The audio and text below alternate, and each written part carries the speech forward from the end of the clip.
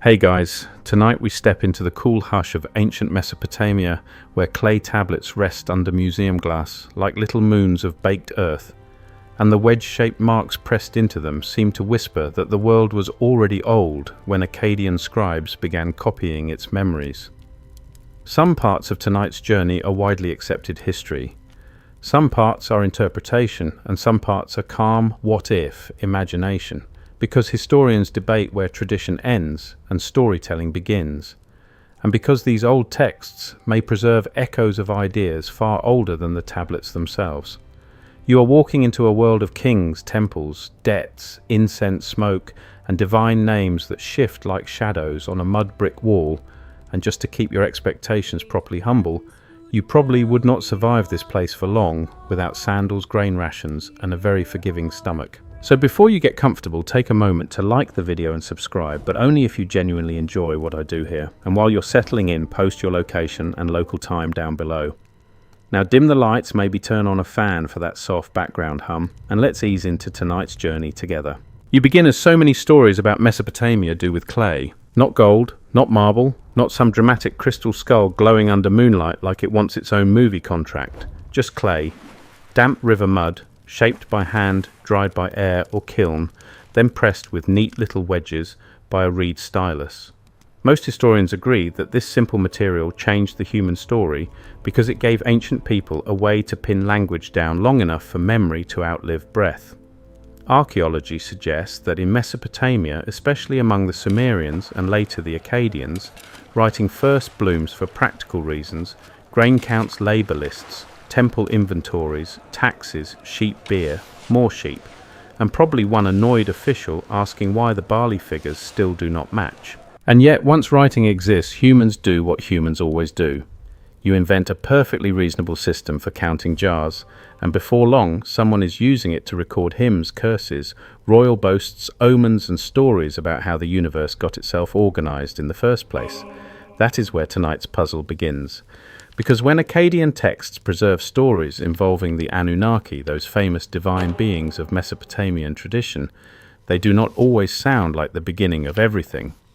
Sometimes they sound like participants in a system already in motion. That is not the same as saying there were definitely older supernatural rulers of humanity. Let me rephrase that more carefully. That's a possibility, not a certainty.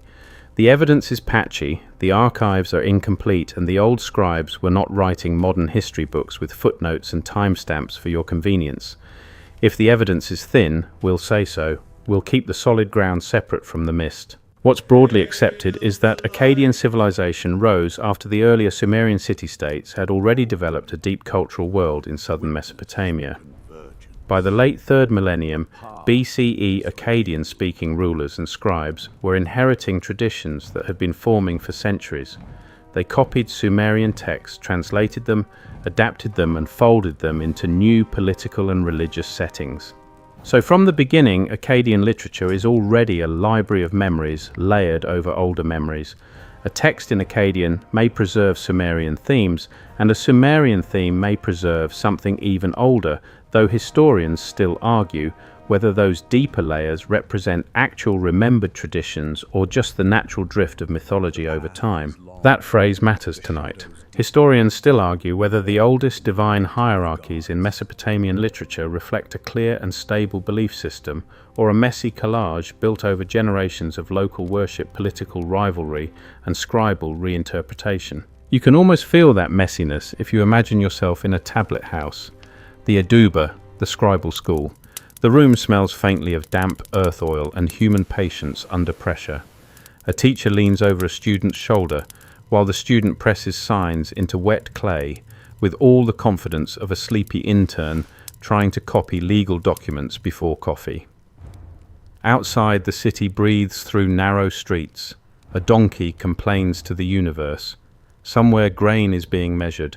Somewhere incense is curling upward in a temple court. Somewhere a king is insisting that heaven personally approves of his management style. And somewhere in that world, older stories are being recopied. Most historians agree that ancient Mesopotamian scribes often transmitted inherited material rather than inventing everything from scratch. The evidence we do have points to continuity across languages and eras. Divine names migrate. Myths get revised. Royal ideology changes outfits but keeps the same jewelry. One interpretation is that when later Akkadian texts describe cosmic order, divine assemblies, and the place of humanity, they may preserve faint echoes of older systems that were never fully erased. Not different in the sense of alien overlords descending from secret planets, despite what the louder corners of the internet may tell you at 3 in the morning, but different in the quieter sense that yesterday's gods can become today's ancestors' assistants or footnotes. A fringe idea proposes that the Anunnaki themselves were remembered as successors to even older beings who once ruled humanity directly. This theory isn't widely accepted, but it gains attention because Mesopotamian religion is not static. Gods change rank, local deities rise and fall, titles shift, spheres of influence overlap. If we treat it as a possibility rather than a conclusion, the interesting question is not whether a hidden race literally ruled the earth before the Anunnaki, but whether the texts preserve traces of older authorities that later tradition absorbed and renamed. That is a much calmer mystery and frankly a more interesting one, because the mystery isn't in what we know but in what we can't confirm. Take the Anunnaki themselves. In popular modern imagination, they often appear as a fixed group with a single clear role. But a careful reading might suggest something more fluid. In Mesopotamian texts, divine categories are not always neat little labeled drawers. The Anunnaki can appear as important deities associated with the underworld, with judgment with the broader divine order. Their place is meaningful, yes, but not always simple. They do not always stride into the story wearing bright badges that say, original management. Sometimes they feel more like part of an established administration than the inventors of it. What if the story is pointing at something else? Not a secret certainty, not a lost master key, just the possibility that the Akkadian scribes inherited theological language whose earliest roots had already become obscure. That happens in human cultures all the time. People repeat old formulas long after their original context has faded. You still say things because your grandparents said them, and your grandparents said them because somebody 200 years ago liked the phrase and refused to let it die. Mesopotamian scribes were no different, except they did it in cuneiform and on clay, which makes it sound much more glamorous than it feels after your 6th practice tablet. Archaeology suggests that by the time the Akkadian Empire and later Mesopotamian kingdoms were preserving these traditions, the region had already passed through long phases of urban growth, temple development, trade expansion, and local cult formation. The oldest cities were not born overnight. Eridu Uruk-Ur and other centres emerged gradually built by real communities managing irrigation labour belief and power over centuries. What's broadly accepted is that religion and kingship grew together inside this urban world. The temple gave order to land labour and legitimacy. The king claimed divine backing. The scribes gave that backing elegant sentences. One interpretation is that when later texts speak grandly about rule descending from heaven or divine beings assigning order to humanity, they may also be smoothing over a much older and more complicated process. A more cautious explanation could be that theological language makes history look cleaner than it was. That is usually how power works. Nobody carves into stone. We inherited a confusing patchwork and improvised wildly. Much better to say heaven established things properly, and luckily I am in charge now. You can appreciate the public relations instinct. It survives beautifully across the millennia. Still, as you sit with these tablets, another thought begins to form. Some parts are documented, some are interpretation, and some are gentle imagination. The documented part tells you that Akkadian scribes inherited older traditions. The interpretive part suggests that inherited traditions may contain echoes of systems no longer fully understood. The imagined part asks you to picture a scribe pausing over an old line, copying names whose original force had dimmed, preserving a pattern without knowing just how ancient the pattern really was. And there in that pause, the whole journey opens. Not because we are proving anything tonight. We're not proving anything tonight. We're following clues. The clues are made of clay, copied by tired hands, stored in libraries, broken by time, rediscovered by archaeologists, translated by scholars, and argued over by generations of people trying to separate memory from myth without killing the wonder entirely. So you keep your lamp low, you let the dust settle, you listen to the quiet crackle of old names surviving in new languages, and as the first tablets begin to speak, the possibility rises soft as incense in a temple court that the Anunnaki may not stand at the absolute beginning of humanity's rulers after all. They may instead be part of a deeper succession, a later layer in a story whose earliest chapters were already ancient, when Akkadian scribes pressed reed to clay. The first thing you notice if you linger beside these old Mesopotamian texts long enough is that divine names do not sit still. They drift. They swell and shrink. They trade titles. They borrow one another's furniture. One city raises a god high, another city shrugs, and keeps its own favourite at the top of the shelf. And then an empire arrives, and suddenly everybody is expected to agree that this cosmic arrangement has always been perfectly obvious. Thank you very much. Most historians agree that Mesopotamian religion was never completely fixed in one eternal tidy form. Archaeology suggests that local cults, regional politics, language changes, and centuries of copying all helped shape how gods were understood. The evidence we do have points to movement, not stillness. That matters because when people today imagine the Anunnaki, they often picture a single stable group with a clear starting point, as if someone in the ancient world unveiled a laminated chart labelled Official Gods Version 1.0. But a careful reading might suggest something softer and stranger. The Anunnaki may not be the beginning of Mesopotamian divine imagination at all. They may be one arrangement within a far older religious landscape, a later naming of powers that were already shifting beneath the surface. What's broadly accepted is that Sumerian traditions deeply influenced Akkadian literature and religion. Akkadian-speaking peoples did not step into an empty room and start inventing gods from scratch while pretending to be original. They inherited an old world. They adapted Sumerian myths, temple traditions, and divine roles into Akkadian language and imperial politics. Over time, gods such as Enlil-Inanna or Ishtar-Ea or Enki-Shamash-Sin and others gained fresh emphasis in new settings. Some names changed language, some deities absorbed traits from neighbouring traditions, some local powers were folded into broader systems. The result is a religious world that feels layered like a city built on top of its own earlier streets. And once you start thinking in layers, the question changes. You are no longer asking, were the Anunnaki real rulers who definitely came first or second or seventh in some hidden cosmic order? That would be too neat. And these texts are not neat. Instead, you begin asking whether the Anunnaki as a named group might belong to a developed stage of theology rather than the first stage. That's a possibility, not a certainty. Historians still argue whether collective labels like Anunnaki reflect a consistent ancient category across long spans of time, or whether scribes and priests use the term with changing meanings depending on period, context, and literary purpose. If the evidence is thin, we'll say so. Here it is not exactly thin, but it is uneven. Some texts are damaged, some survive in later copies. Some preserve rituals, some preserve myths. Some sound majestic until you realize they are also doing political work for a king who would very much like you to believe heaven and empire are practically roommates. Still, one thing stands out. The divine world in Mesopotamia often feels inherited. Imagine yourself standing in a temple courtyard before dawn. The mud brick walls hold the night's coolness. Oil lamps tremble in shallow niches.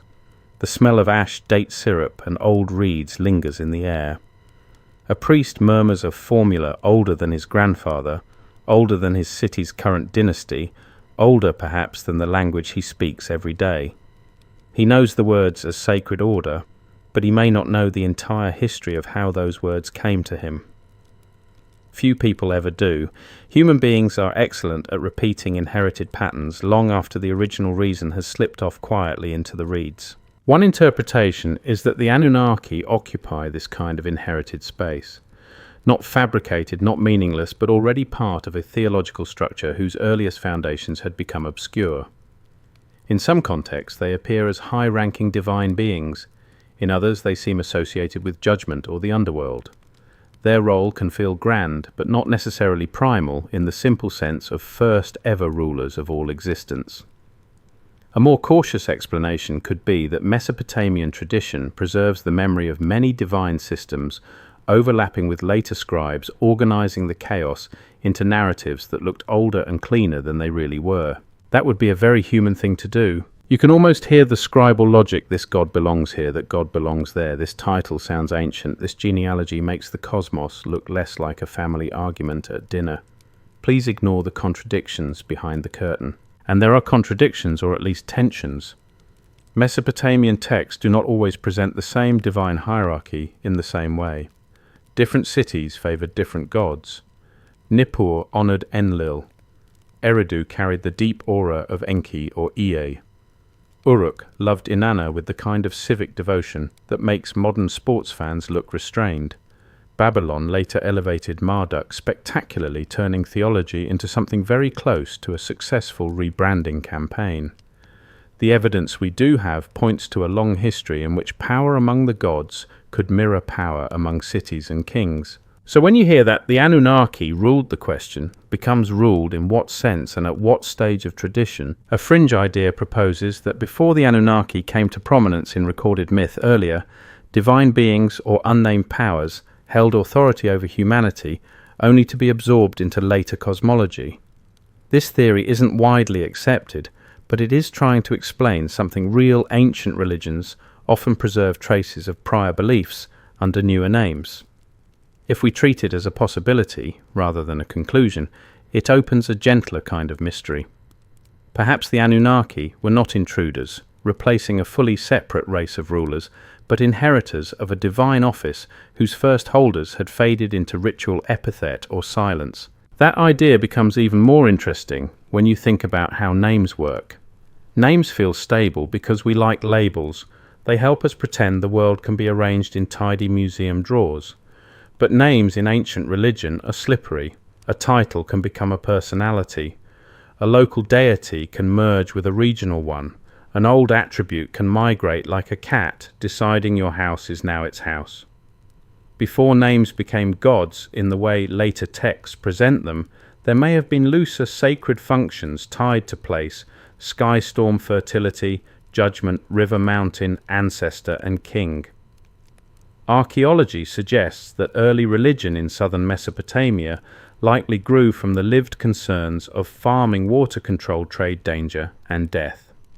The oldest sacred powers may have been experienced first as embedded in the world, and only later organized into the more formal divine courts that texts love to describe.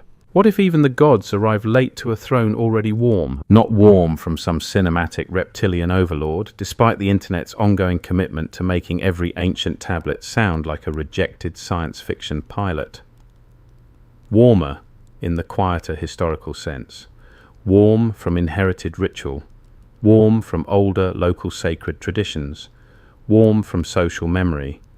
Warm from stories told long before they were written down. The mystery isn't in what we know, but in what we can't confirm.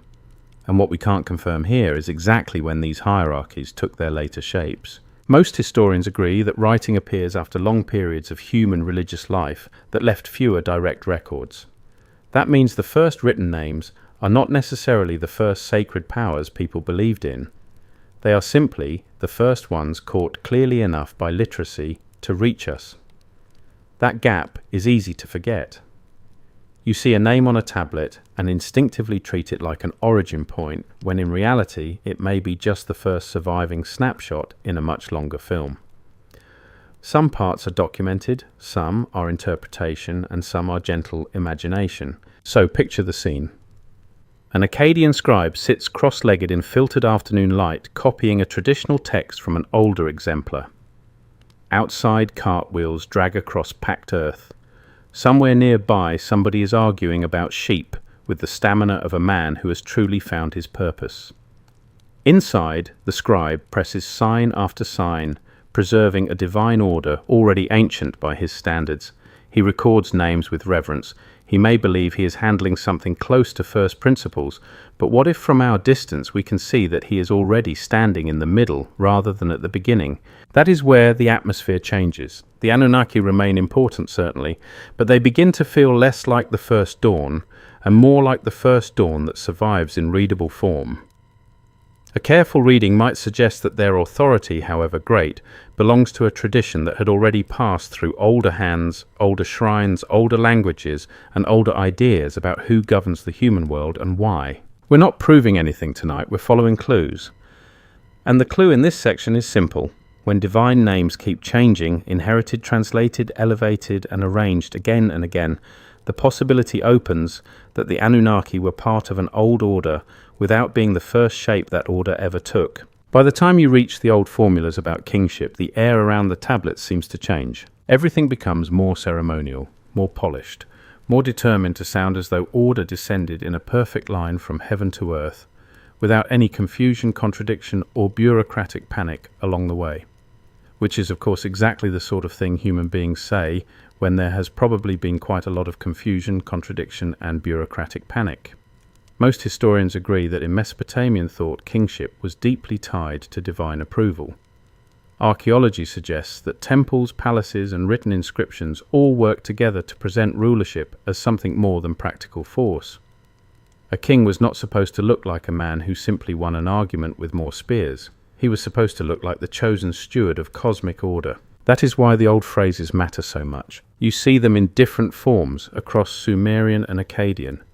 Tradition, kingship descends from heaven, rule is granted by the gods, cities are entrusted to divine patrons, authority is sanctified by ritual. What's broadly accepted is that this language served a clear political and religious function. It made rule feel lawful in the deepest possible sense, not just legal, cosmic. If heaven approved, then your taxes, labor obligations, military service, and grain quotas all became part of a universal arrangement. Very convenient, really. One almost admires the elegance of it, in the same way one admires a spider web right before realizing it is designed entirely for your inconvenience. But if you listen carefully, those formulas may do something else as well. One interpretation is that the repeated claim of heavenly kingship preserves an older memory of authority arriving from beyond the ordinary human world. That does not mean spaceships. Let me rephrase that more carefully before the internet starts stretching dramatically in the corner. It may simply mean that ancient people remembered power as something inherited from sacred sources older than any current ruler, older perhaps than the gods emphasized in later official theology.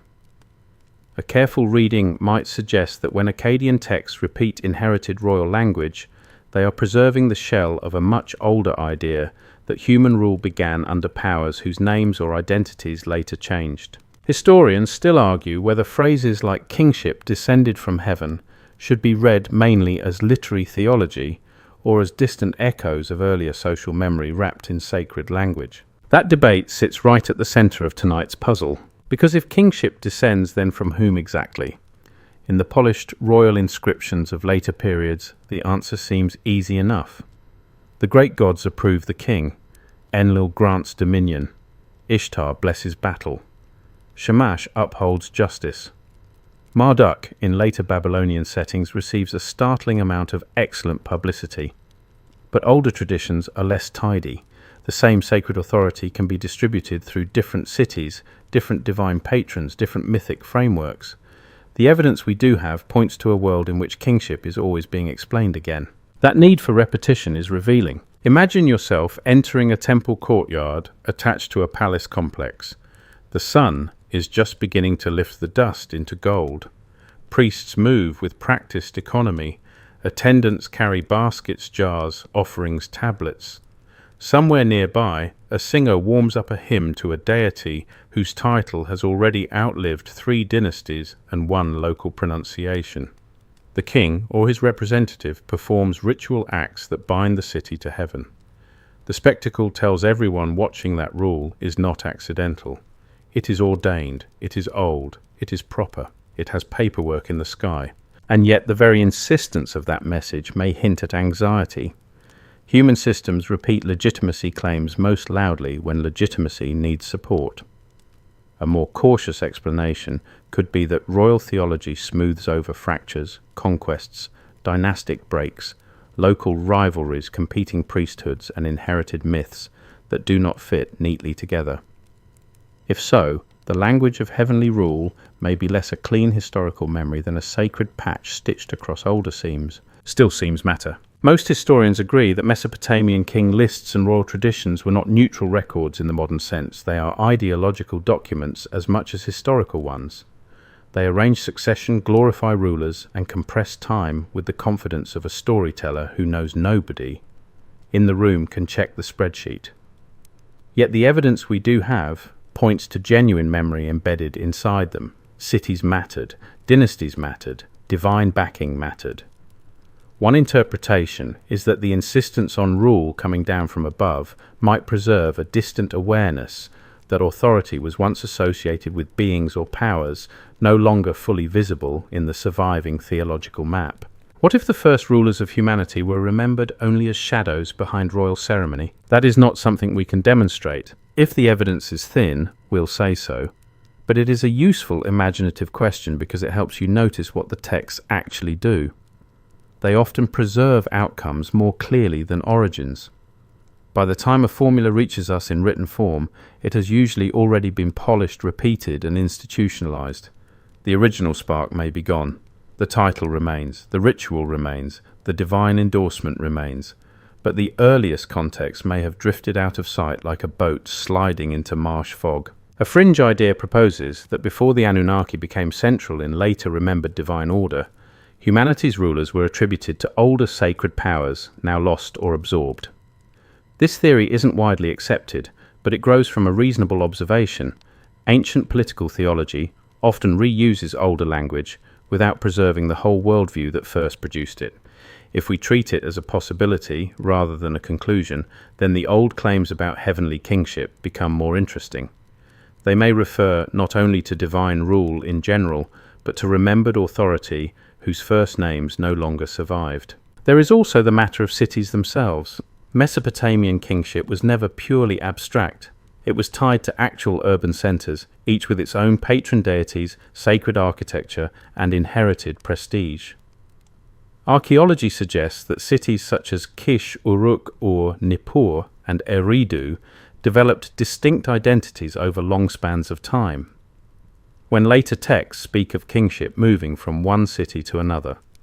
The formula has political force, but it may also preserve the memory that authority was never owned by one single divine group in an eternal and unchanged way. It travelled, it transferred, it was bestowed again. And if it could transfer among cities, perhaps in story, it could also transfer among gods. You can see why later scribes might prefer not to dwell too openly on that. A divine order that has always existed in exactly its current form is much easier to sell than one assembled through centuries of negotiation, absorption, rivalry, and reinterpretation. Nobody likes hearing that heaven has been through several management restructures. It sounds less majestic, more like a department meeting with incense. But the old texts keep leaving little hints. Not direct confessions, just the sense that sacred kingship has a backstory longer than the names most commonly attached to it. Some parts are documented, some are interpretation, and some are gentle imagination. The documented part tells you that kingship in Mesopotamia was presented as heaven sent.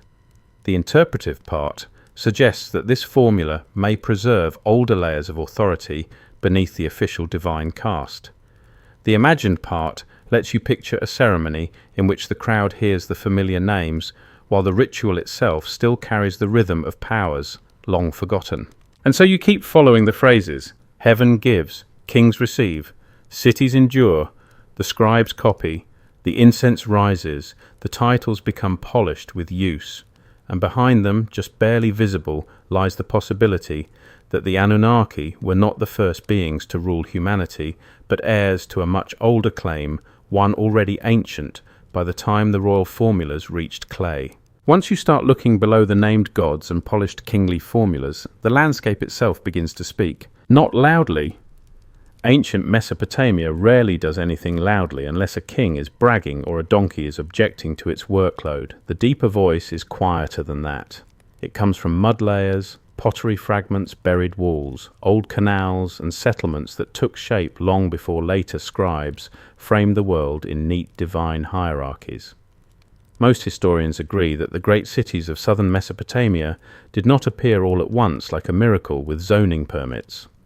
Archaeology suggests long prehistoric development, especially in places such as Eridu and Uruk, where communities grew slowly through irrigation, trade, ritual labor, and 1,000 ordinary decisions made by people who were not trying to become mythic only to survive another season.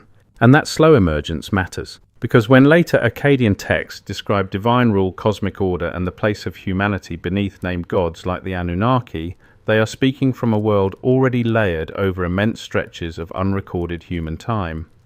A careful reading might suggest that these later sacred explanations are not the first story people told about power, but a refined and formal version of far older ideas. What if the oldest silence in the soil matters more than the names carved above it? You picture Eridu first. That feels appropriate. Eridu has long held a special place in Mesopotamian imagination, often treated in tradition as one of the earliest cities, a place of beginnings, deep water temple memory, and the god Enki, or Ea, in later theological framing. What's broadly accepted is that Eridu was indeed one of the oldest urban or proto-urban centers in southern Mesopotamia, emerging during the Ubaid period and developing over centuries. Archaeology suggests it was a real place with real people building shrines, handling water systems, crafting pottery, and organizing community life long before many of the later written myths took shape. That gap between lived settlement and later myth is where tonight's myth thickens in a useful way, because the people who first gathered in those southern settlements were not reading Akkadian literary tablets. They were not holding theological seminars titled, "Were the Anunnaki the earliest supervisors of humanity?" They were farming, fishing, digging, building, praying, bargaining, worrying about water, and trying not to get sick in a wetland environment that could be generous one month and deeply insulting the next.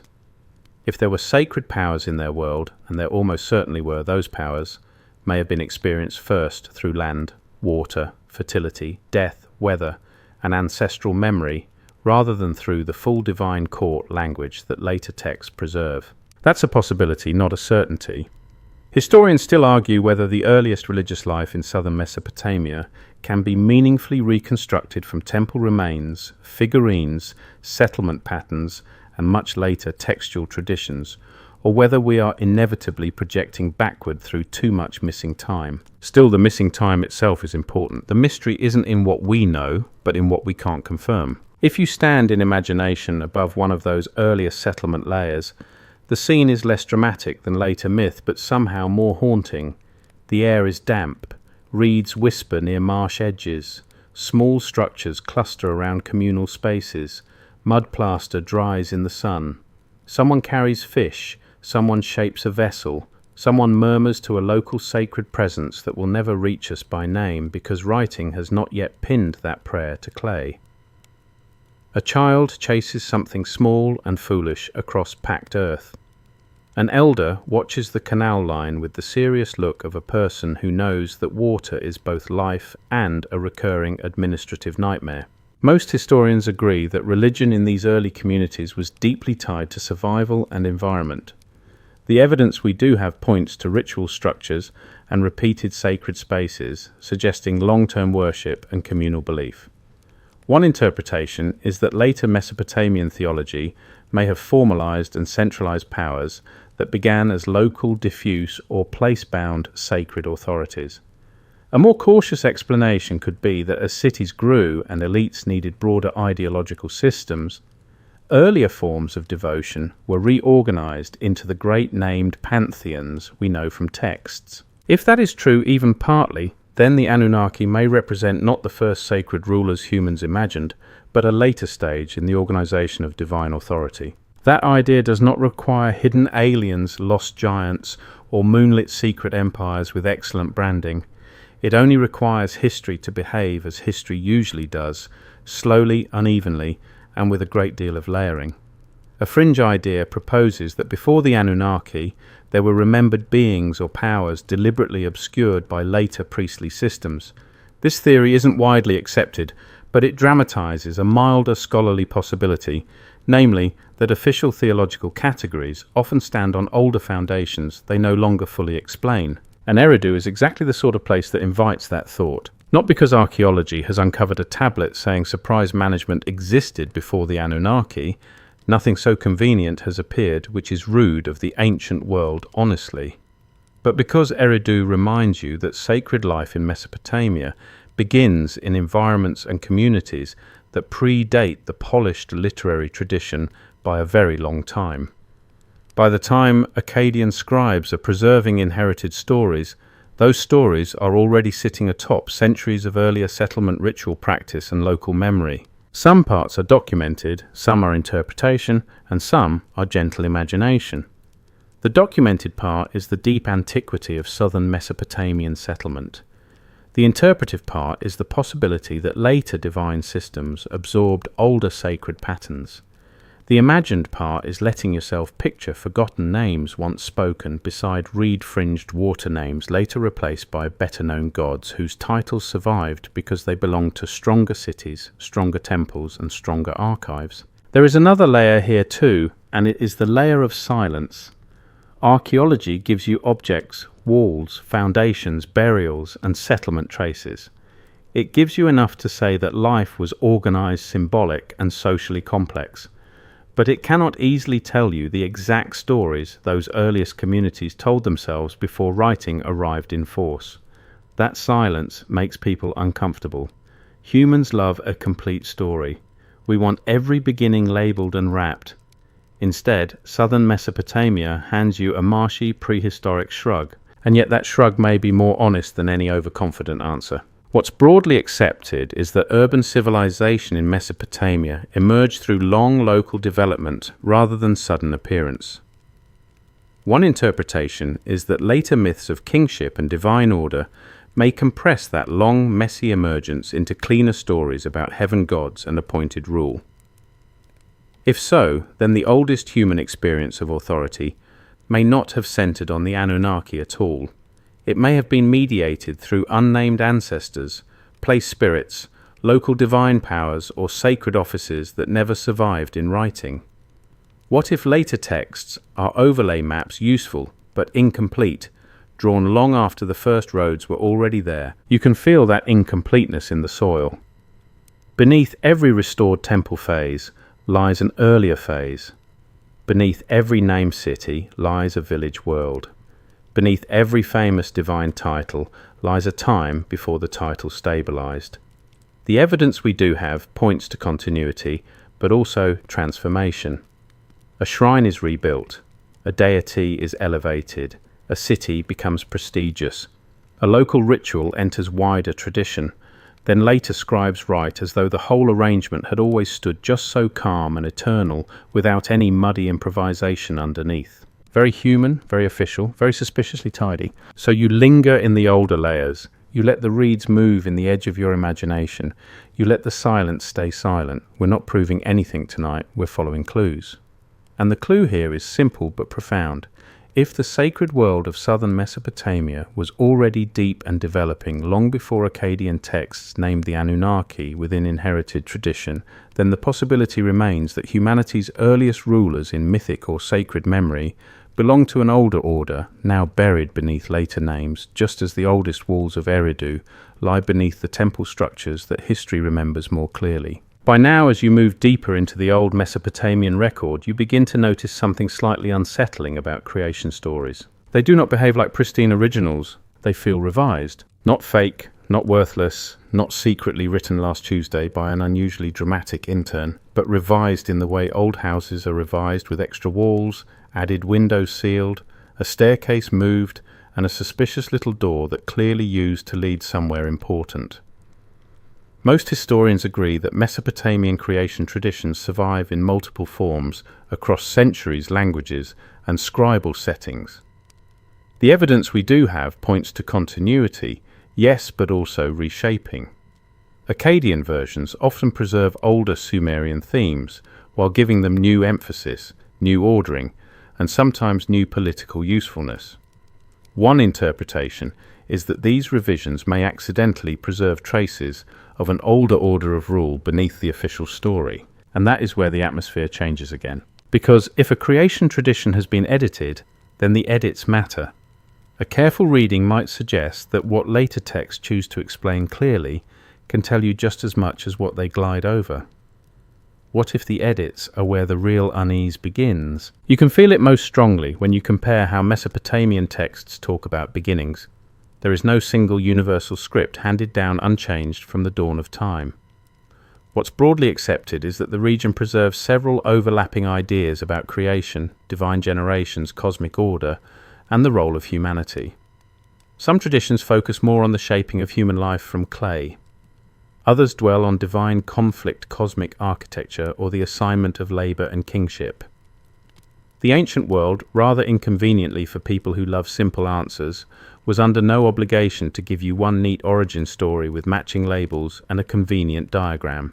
That does not mean anything goes. It means the material has to be handled carefully. If the evidence is thin, we'll say so. Here the evidence is not absent, but it is layered. The Akkadian world inherits earlier traditions and reworks them. In the Atrahasis epic, for example, the creation of humanity is tied to labor divine burden and the reorganization of cosmic responsibilities. In the Enuma Elish, later and famously Babylonian cosmic order becomes bound up with the rise of Marduk and the legitimation of Babylon's place in the universe.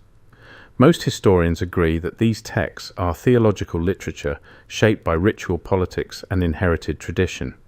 Archaeology suggests they emerge from real scribal cultures that copied, adapted, and arranged old material rather than freezing it permanently in one form.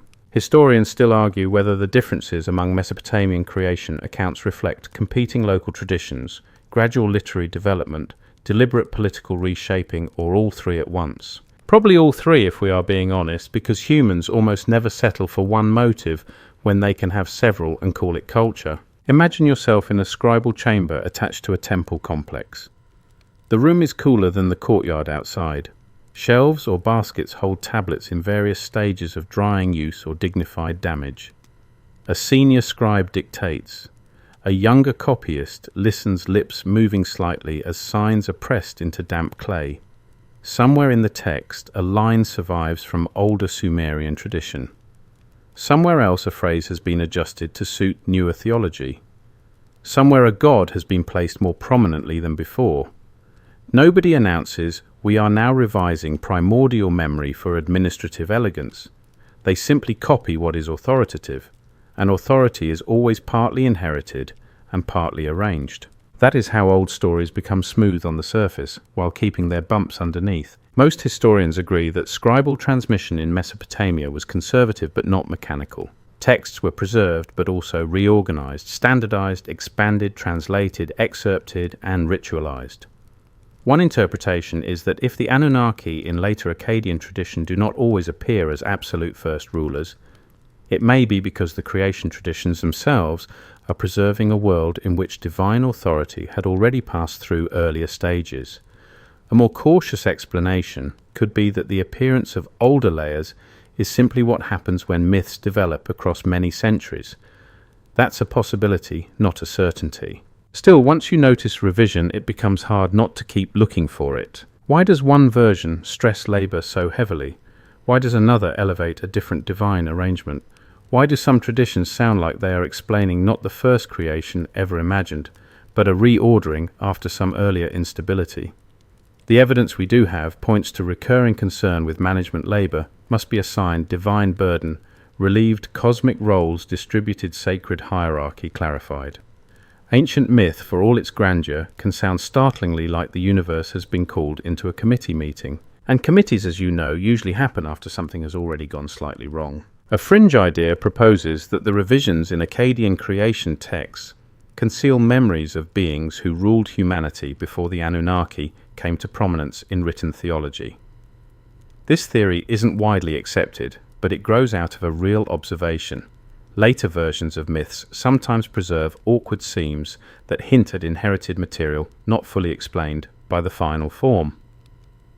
If we treat it as a possibility rather than a conclusion, then the most interesting question is not whether a lost pre-Anunnaki species once governed mankind in some literal science fiction sense. The more interesting question is whether older sacred authorities once occupied the conceptual space that later texts assign to better-known divine groups. That is a calmer mystery and also a more responsible one. Because the mystery isn't in what we know, but in what we can't confirm. We know the texts were copied and adapted. We know traditions overlapped. We know later theological systems often organize older material into cleaner narratives. What we cannot fully confirm is the earliest shape of the beliefs behind those narratives. The first tellings are gone. What remains are later literary heirs preserving some features, faithfully altering others quietly, and smoothing the whole thing into something usable for ritual and kingship. You can almost hear the smoothing happening. A line that once named a local sacred force becomes attached to a higher god. A vague primordial assembly becomes more formal. A divine labor problem becomes an elegant reason for human creation. A cosmic struggle becomes a political theology. And somewhere inside all of that, the Anunnaki appear not necessarily as the beginning of every sacred hierarchy, but as part of a revised framework in which older patterns have already been absorbed. Some parts are documented, some are interpretation, and some are gentle imagination. The documented part is that Mesopotamian creation stories exist in multiple layered forms. The interpretive part is that revision may preserve traces of earlier systems of rule. The imagined part is picturing an old line surviving because no one saw any need to remove it, even though its first meaning had dimmed centuries earlier. A scribe copies it faithfully. A priest recites it with confidence. A king hears it and smiles because it supports order. But beneath that smooth line lies another history, softer and older, like an erased sketch beneath fresh paint. What if the story is pointing at something else? Not a revelation in the loud modern sense with dramatic music and a thumbnail full of arrows. Ancient Mesopotamia is too subtle for that, even when modern YouTube absolutely is not. The something else might simply be this creation stories in the Akkadian tradition may not only describe beginnings, they may also preserve reorganizations, theological repairs, and inherited memories of who held authority before later divine systems hardened into canonical form. And if that is even partly true, then the Anunnaki start to look less like the unquestioned first rulers of humanity and more like the most visible rulers in the surviving edited version. Not false, not invented, just situated within a text world that has already been revised more than once. So, you keep your place by the lamplight. The clay cools. The reed marks cast tiny shadows. Outside, evening settles over the river plain. Inside, the creation stories keep speaking in layers, and the layers suggest ever so gently that the oldest order may not be the one most clearly named. The old Mesopotamian myths have a way of making humanity sound less like the crown of creation and more like the exhausted new hire who arrives just in time to discover that the entire system was already in chaos. You are made to work. That is one of the clearest and most broadly accepted themes in several Mesopotamian traditions. Most historians agree that in texts such as Atrahasis, humanity is created in part to relieve the gods of labor. The evidence we do have points to a worldview in which work duty, agriculture, temple service, and survival are not side details but central facts of existence. Archaeology suggests that this makes perfect sense in the urban societies of Mesopotamia, where irrigation, grain production, construction, and organized labor held everything together with the sort of fragile determination that modern people usually reserve for trying to keep one password working across 6 different devices.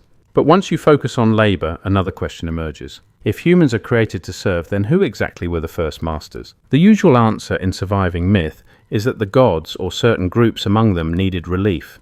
In Atrahasis, the lesser gods complain about toil, and humanity is fashioned to take over the burden. What's broadly accepted is that this reflects social realities as much as theology.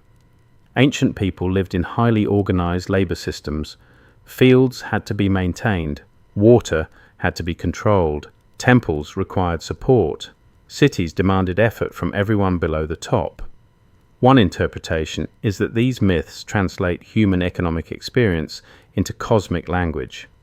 The divine world looks strangely administrative because earthly life was in fact deeply administrative. Still, that answer may not exhaust the puzzle. A careful reading might suggest that the labor problem in these stories points to an already existing hierarchy before humanity enters the scene. That matters. Humans are not portrayed as arriving into a blank universe where no order existed. They enter a world in which roles, burdens, complaints, and ranks are already in place.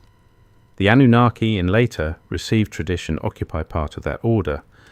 But if the order is already functioning, quarrelling, and redistributing power, then the possibility opens that the Anunnaki are participating in a system older than their most familiar literary presentation. That's a possibility, not a certainty. Historians still argue whether the divine labour motifs in Mesopotamian myth should be read mainly as social allegory, inherited theological structure, or echoes of older mythic layers whose original context has been softened by time. Imagine the scene as the myth wants you to feel it. Before humanity, the world hums with divine effort. Canals still need tending, fields still imply management. Cosmic order is not self-polishing.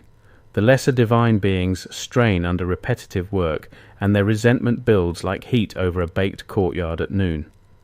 There is complaint, negotiation, sacrifice, and reorganization. Then comes humanity shaped from clay, with divine elements mixed in, created not merely to exist, but to assume tasks.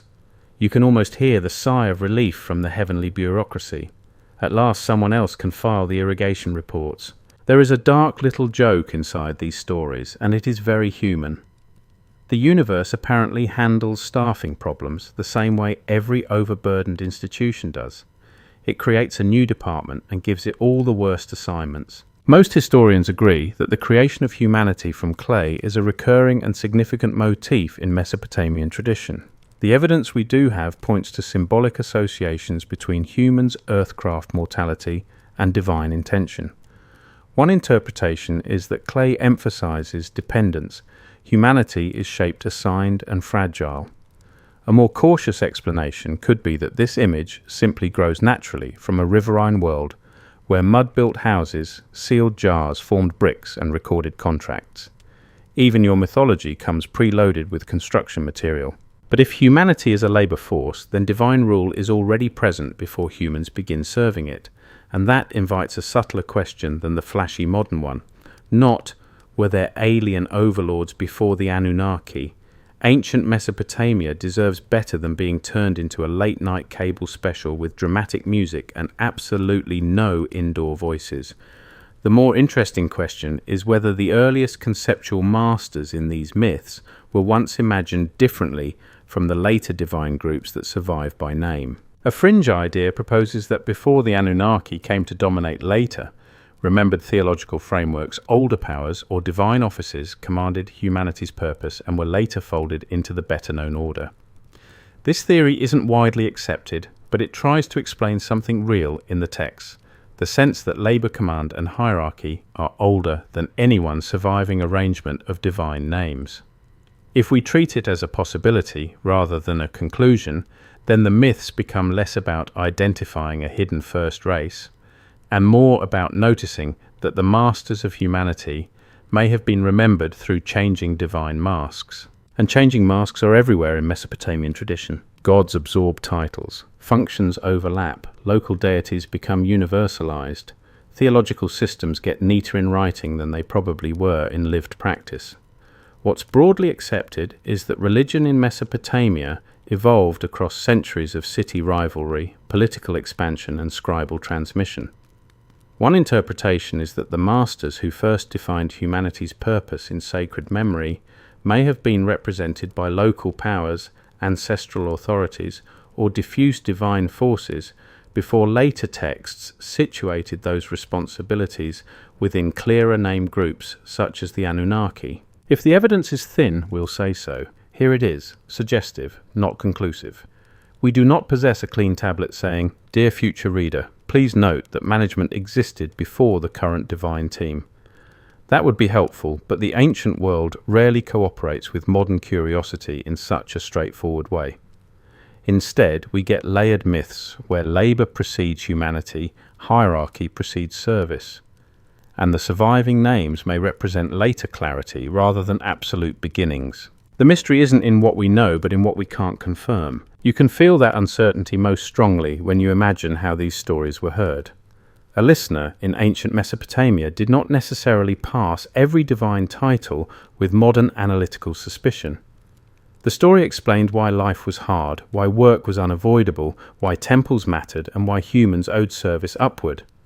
It gave structure to exhaustion. It turned sweat into cosmology.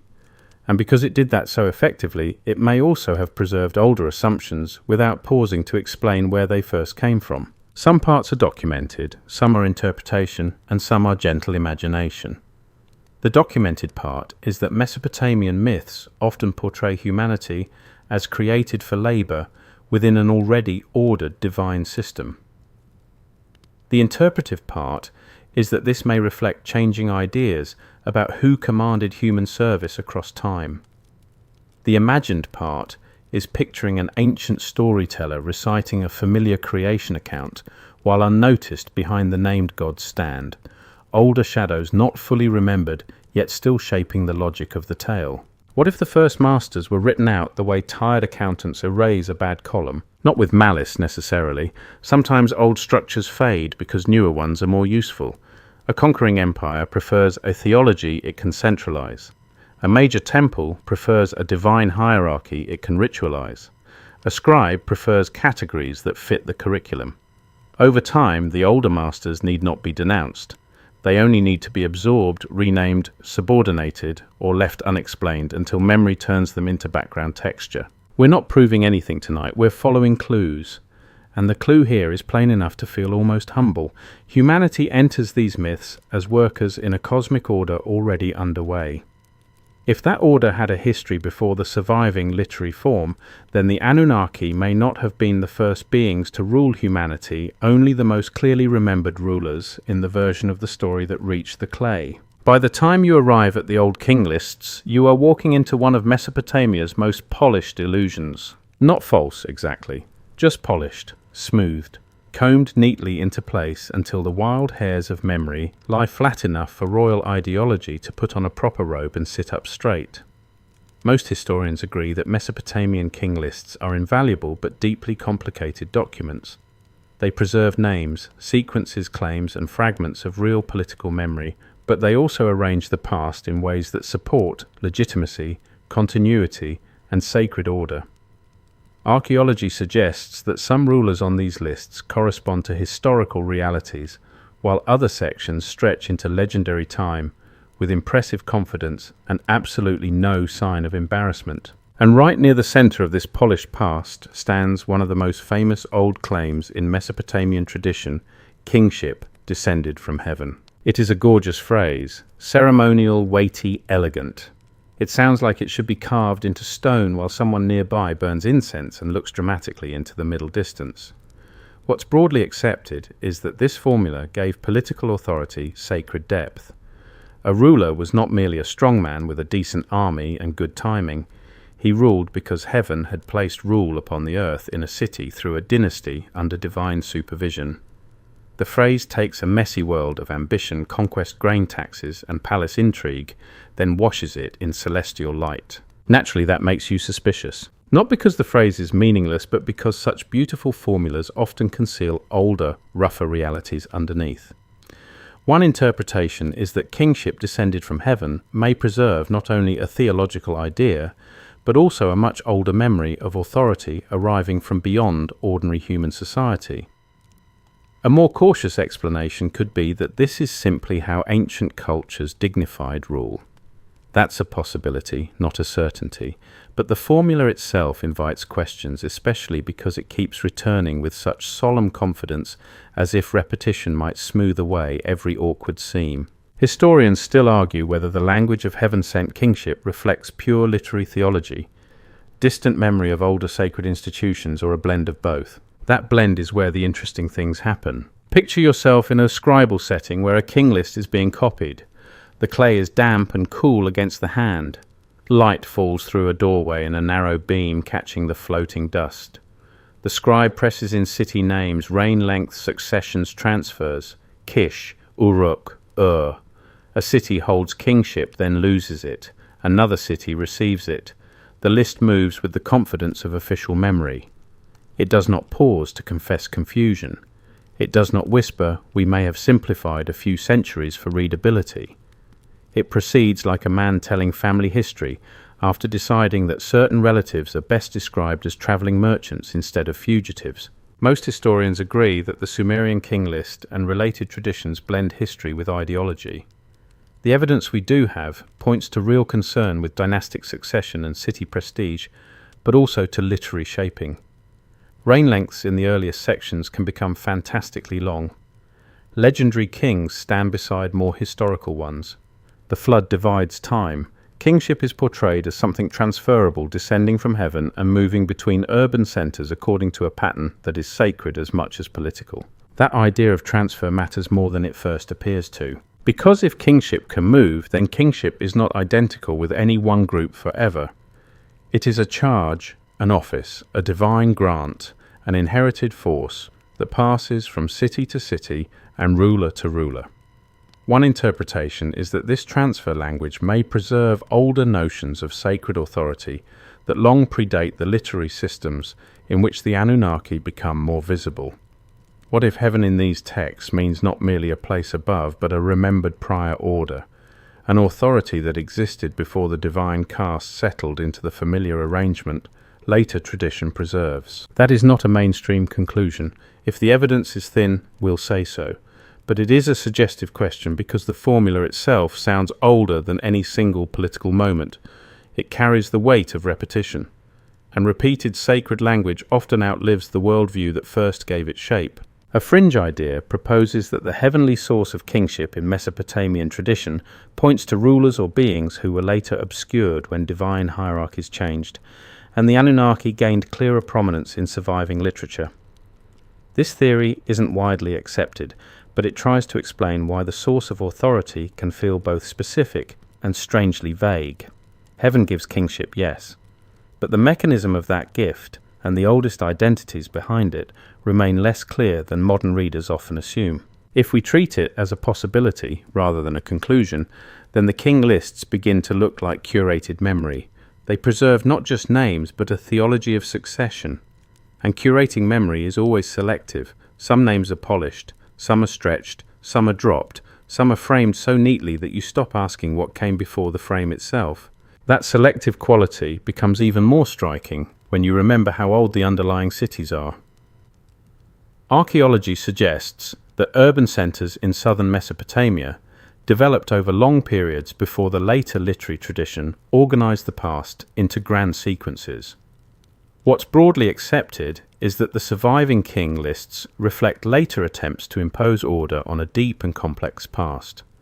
A careful reading might suggest that when kingship is said to descend, the descent is being described from the perspective of much later scribes looking backward through mist. And mist does strange things to memory. It makes hills look like towers, and ordinary men look like founders.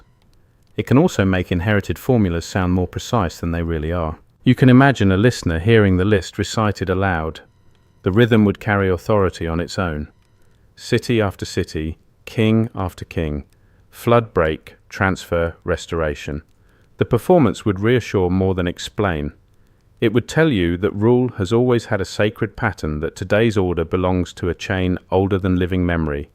That chain might include the Anunnaki in later interpretation, yes, but the chain itself feels older than any one named divine group. Some parts are documented, some are interpretation, and some are gentle imagination.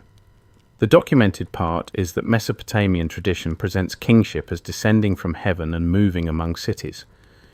The interpretive part is that this formula may preserve older concepts of authority, not limited to the later better-known divine order.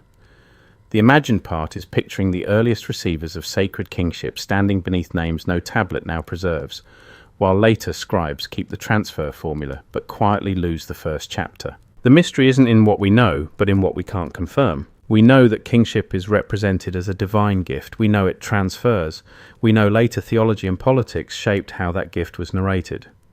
What we cannot fully confirm is whether the first heavenly source behind that formula was always imagined in the same terms as later texts suggest.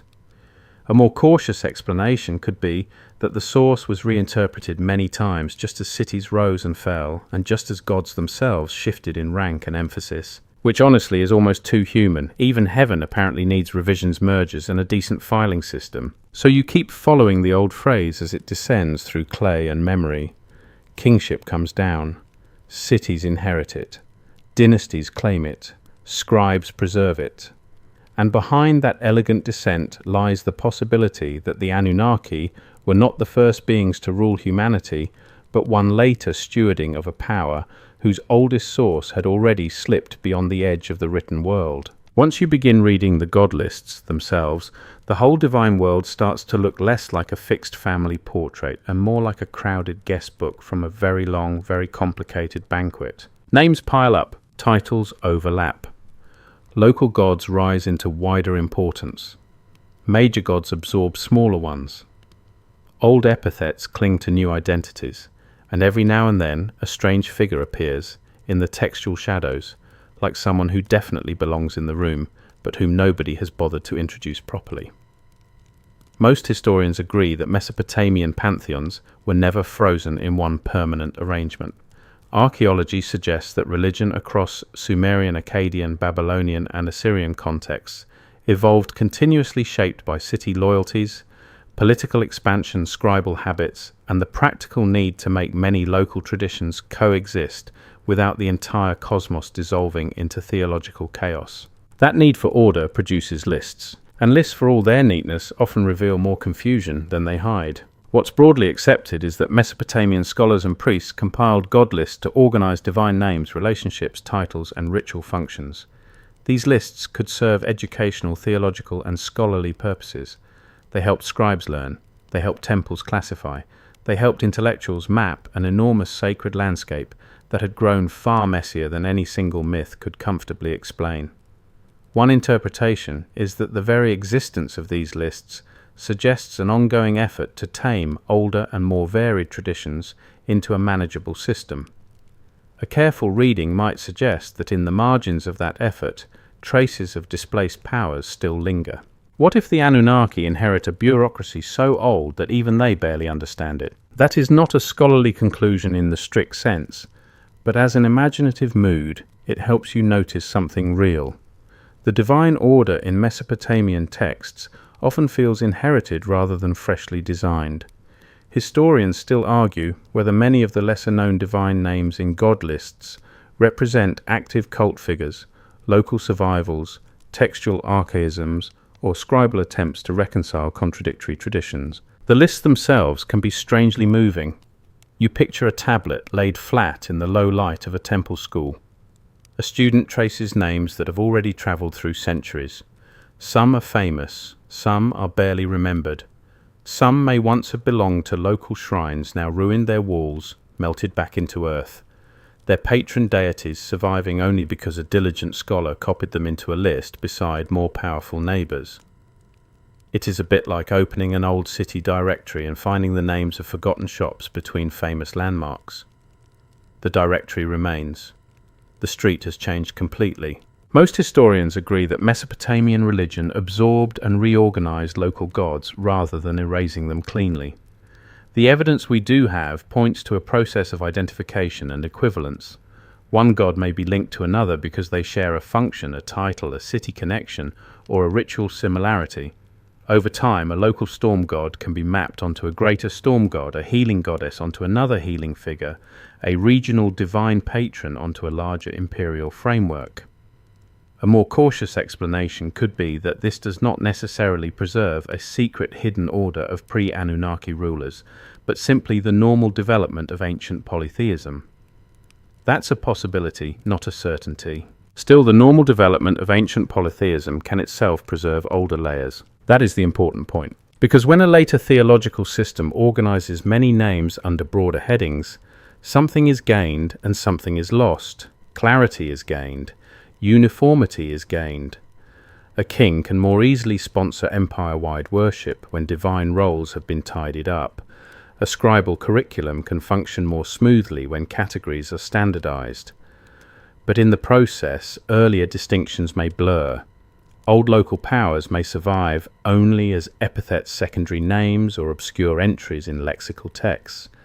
The result is a divine map that looks clean from far away and astonishingly crowded up close. A fringe idea proposes that among these obscure names lie the remnants of beings who once held greater authority over humanity before the Anunnaki came to dominate the better-known sacred framework. This theory isn't widely accepted, but it is trying to answer a real puzzle. Why do some god lists feel like archives of displacement, as though certain figures have been preserved without preserving their former weight? If we treat it as a possibility rather than a conclusion, then the lists become haunted in a useful way. Not haunted by ghosts in sheets, thankfully. Mesopotamia has enough problems without introducing laundry-based spirits. Haunted by survivals, by names that once mattered more. Archaeology suggests that many Mesopotamian cities maintained long local traditions even under broader imperial rule. What's broadly accepted is that religion remained entangled with place. A deity worshipped in one city could not simply be dismissed because an empire preferred another god at the top. Instead, systems of equivalence hierarchy and assimilation developed. One interpretation is that this process may have buried older memories without destroying them. A displaced power does not always vanish. Sometimes it survives as a subordinate figure in a list, a ritual term, a comment by a scribe, or a strange epithet attached to a better-known god. And strange epithets are worth noticing. They are the little wrinkles in the official robe. A god is called ancient in one place, judge in another, lord of the netherworld, here father, somewhere else, possessor of an archaic title, no longer fully transparent to the later copyist. The evidence we do have points to considerable theological layering. Some divine labels may have originated in contexts older than the texts that preserve them. Some may reflect forgotten local traditions. Some may simply be poetic variety. Historians still argue whether obscure divine terms should be treated as evidence of lost religious systems or merely as the natural clutter of a long-lived scribal culture. If the evidence is thin, we'll say so. It is thin in places, yes. God lists can preserve names without stories, titles without narrative order, without explanation. But silence can be suggestive. When a name survives without an obvious function, or a function survives under several names, it reminds you that the known pantheon is not the whole story. It is the surviving arrangement. Some parts are documented, some are interpretation, and some are gentle imagination. The documented part is that Mesopotamian scholars compiled extensive god lists that reflect a fluid and layered religious world. The interpretive part is that stray names and archaic titles may preserve memories of older powers, reduced or absorbed by later systems. The imagined part is picturing a scribe pausing over an unfamiliar divine name, copying it carefully because tradition requires it, even though the living cult behind that name has faded into dust and weather. The mystery isn't in what we know, but in what we can't confirm. We cannot confirm that any obscure name in a god list once ruled humanity before the Anunnaki. That would be too strong. Let me rephrase that more carefully.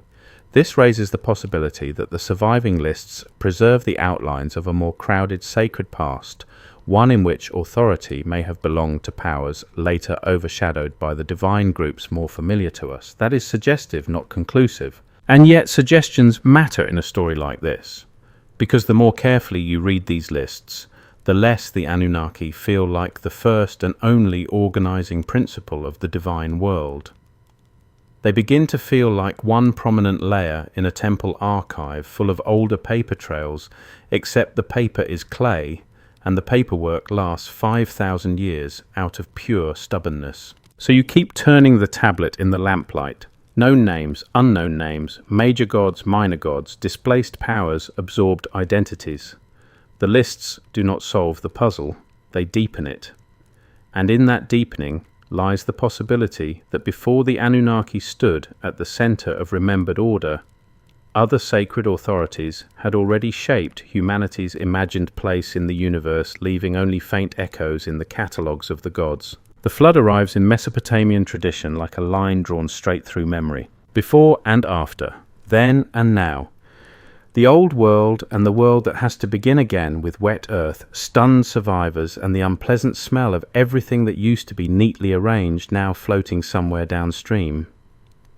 Most historians agree that flood traditions run deeply through Mesopotamian literature, appearing in Sumerian material, in Akkadian works such as Atrahasis, and in the flood episode preserved within the Epic of Gilgamesh. The evidence we do have points to a long-lived cultural memory in which overwhelming water becomes a vehicle for destruction, renewal, divine judgment, and cosmic reordering. Archaeology suggests that southern Mesopotamian life was always shaped by rivers, canals, seasonal flooding, and the constant need to manage water with the seriousness of people who know that a little too little means hunger, and a little too much means tragedy. That is the documented ground. The interpretive question begins when you ask what exactly the flood interrupts. What's broadly accepted is that these stories are not simple weather reports. They are mythic literature, theological reflection, and cultural memory braided together. In the Atrahasis epic, the flood comes after divine dissatisfaction with human noise and population. In Gilgamesh, the survivor recounts the catastrophe as a boundary between ages, preserving a memory that feels larger than one local disaster. One interpretation is that the flood in Mesopotamian tradition marks not only the destruction of human life, but also a transfer of order. A careful reading might suggest that after the waters, the world is not merely rebuilt, it is reassigned. And reassignment is the key word tonight, because if the flood is a reset, then whatever authority ruled before it may not be identical to the authority that rules after it. That's a possibility, not a certainty. Historians still argue whether the flood traditions preserve dim cultural memory of real regional disasters, literary borrowing among neighbouring traditions, theological reflection on divine human tension, or all of these at once. Probably all of them, because ancient stories like old Attics rarely contain just one thing. Picture the flood world as the texts invite you to imagine it. The sky lowers into a bruised darkness. Wind lashes the reeds flat. Water pushes across fields, through courtyards, against temple walls, over thresholds, through storehouses, under doors, around sleeping mats, into everything. Boats tear loose. Mud bricks soften. Names, boundaries, and routines vanish under the same grey force. It is not just bodies and buildings that are threatened, it is classification itself. A flood is what happens when the neat categories of civilization lose the argument. And civilization in Mesopotamia loves categories.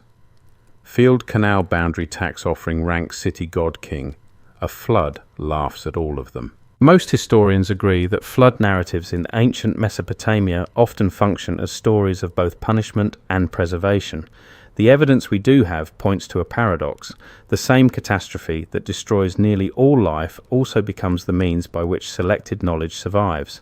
A survivor carries memory forward. A vessel preserves seedcraft kin and animal life. One interpretation is that this pattern may also encode a transfer of authority. If the old world passes away, perhaps the old arrangements of divine rule pass with it, or are reorganized in the aftermath. What if the rulers after the waters are not the rulers from before? That question sits just beneath the surface of the flood traditions, especially when you place them beside Mesopotamian ideas of kingship, descending cities, receiving authority, and divine groups shifting in prominence across time. It does not require a literal hidden dynasty hiding on a mountaintop with excellent storm insurance. A more cautious explanation could be that flood stories are ideal literary places for sacred transitions. If you want to explain why order looks different now, a world-ending water boundary is a very effective narrative device. Before the flood one arrangement, after the flood another. The break itself grants legitimacy to change. A fringe idea proposes that the flood in Mesopotamian myth marks the end of an earlier regime of beings who ruled humanity before the Anunnaki took a more central role in later remembered tradition. This theory isn't widely accepted, but it finds emotional fuel in the structure of the stories. Floods erase, new survivors inherit, divine human relations are renegotiated. If we treat it as a possibility rather than a conclusion, then the flood becomes less a simple punishment story and more a cosmic succession event. Not proof, just a suggestive framing. And suggestive framings matter when archives are broken. Because the flood traditions survive in texts copied centuries after the earliest tellings, most historians agree that Akkadian scribes inherited and reshaped flood material over time. The evidence we do have points to continuity, but also literary adaptation. That means the flood stories reaching us may preserve older memories in newer theological clothing. A careful reading might suggest that the surviving divine cast is already the post-flood cast, the orderly lineup after a long and violent edit. You can almost feel that editorial force in the figure of the survivor. He does not save everything. He saves enough. Enough life, enough skill, enough reverence, enough story. That is how civilizations continue, and it is also how they forget.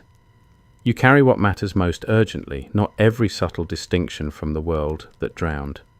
If older sacred authorities once existed in more visible form, the flood would be the perfect story space for their fading.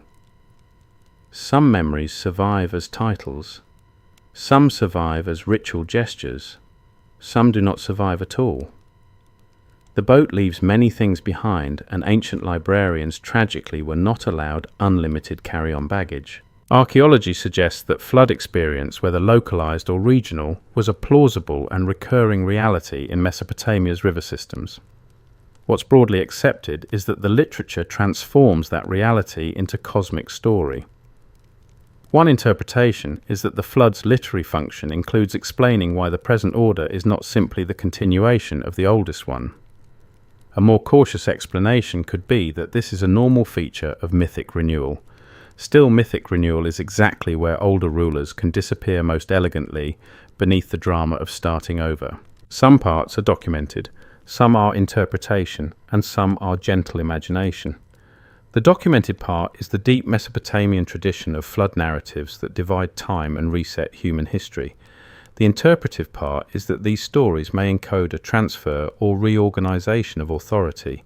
The imagined part is standing on the drying ground after the waters fall, listening as survivors rename the world while older divine relationships sink into silence beneath the mud. The mystery isn't in what we know, but in what we can't confirm. We know that flood stories create rupture. We know they preserve selected continuity. We know later texts place humanity back into a reordered world. What we cannot fully confirm is whether the reordering also conceals a change in who once ruled humanity at the deepest mythic level. But this raises the possibility that the post-flood divine order, including the remembered place of the Anunnaki, may belong to the world after the break rather than the world before it. And once you consider that the flood stops being only a catastrophe, it becomes a curtain, before it older rulers, older names, older structures, perhaps already half obscure. After it, a surviving tradition organized under clearer divine authority, preserved by scribes who knew the world had been broken and remade, even if they no longer knew every face that governed it in the first age. So you let the waters recede slowly in your mind. The mud settles. Reed tips emerge. The first rebuilt walls rise in damp sunlight. The survivor's story moves from mouth to tablet to archive.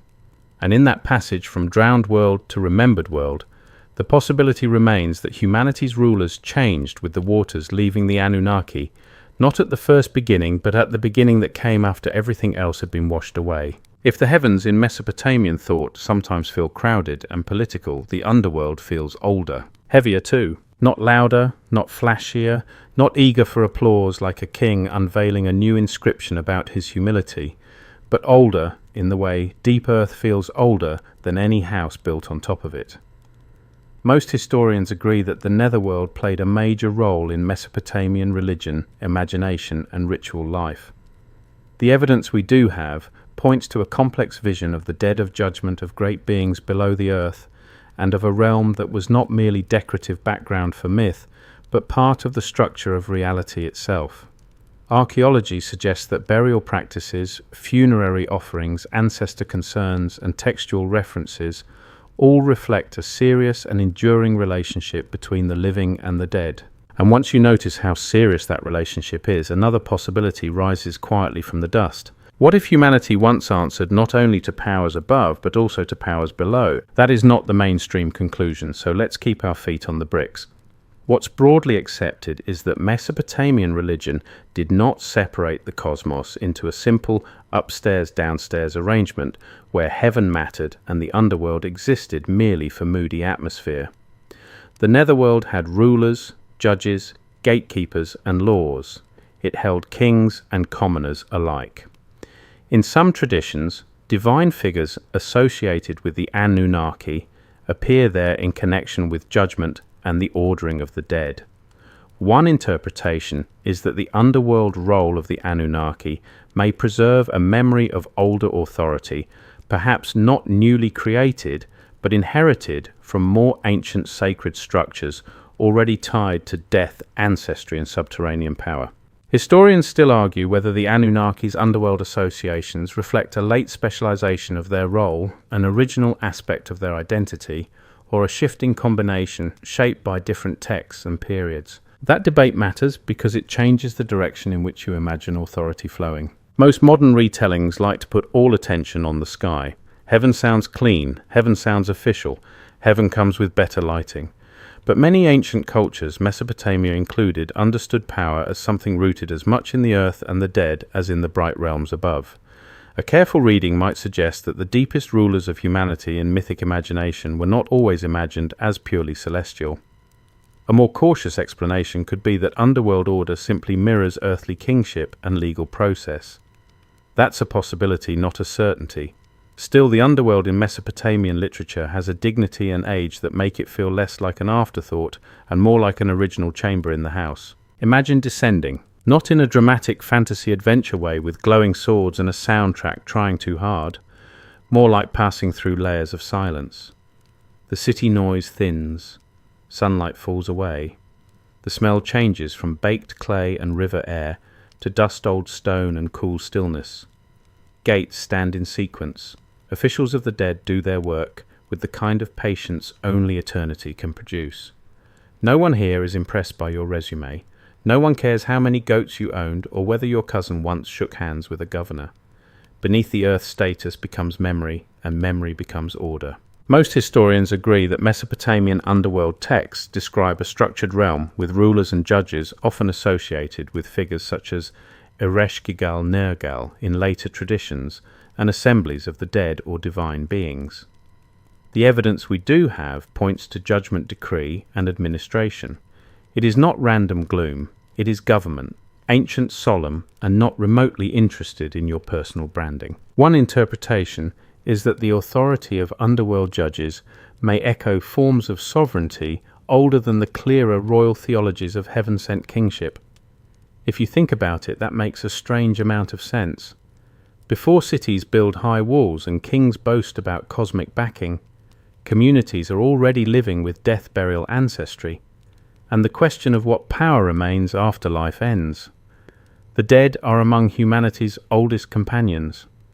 A more cautious explanation could be that underworld structures grew alongside urban religion and were never independent of the heavenly order.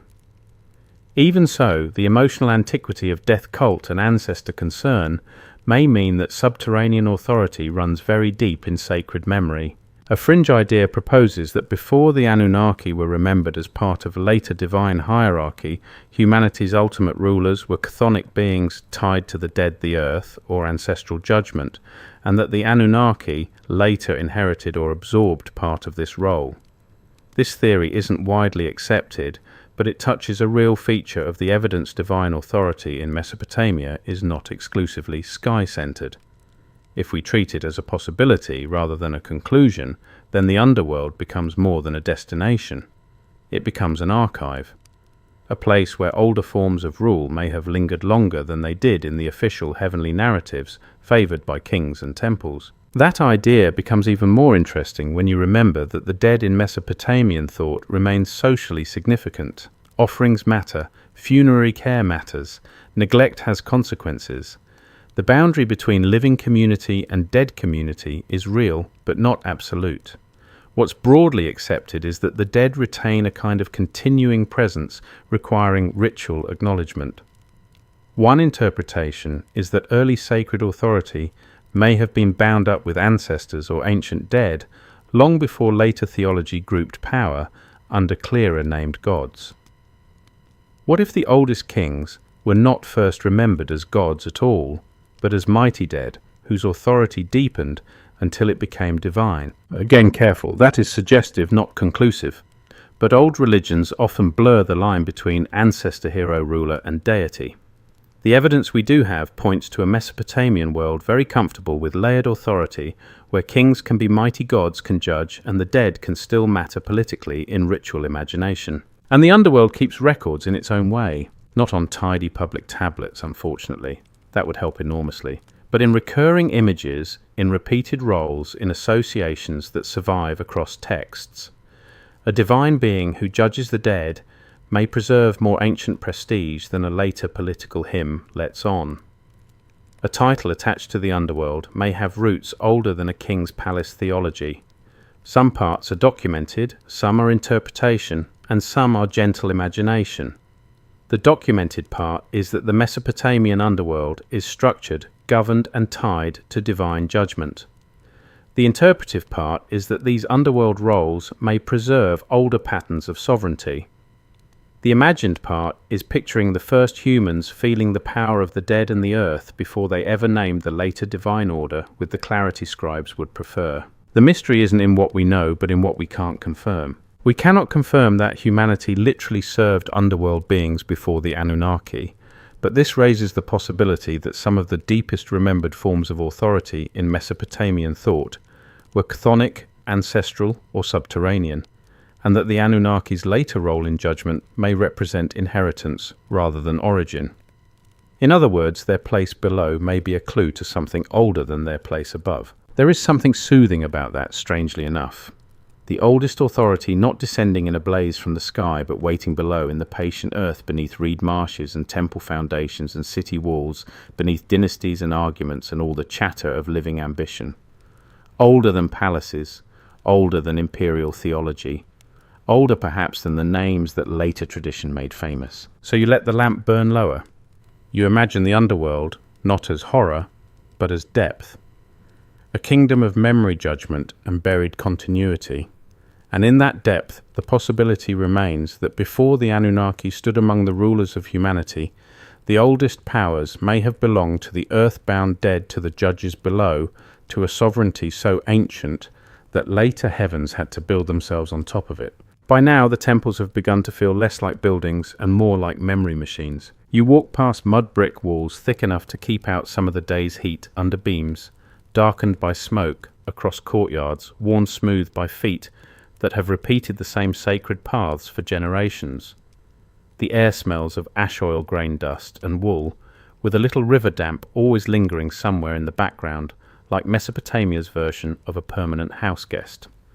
Most historians agree that temples stood at the center of Mesopotamian society, not only as religious spaces, but as institutions tied to economy, administration, identity, and political legitimacy.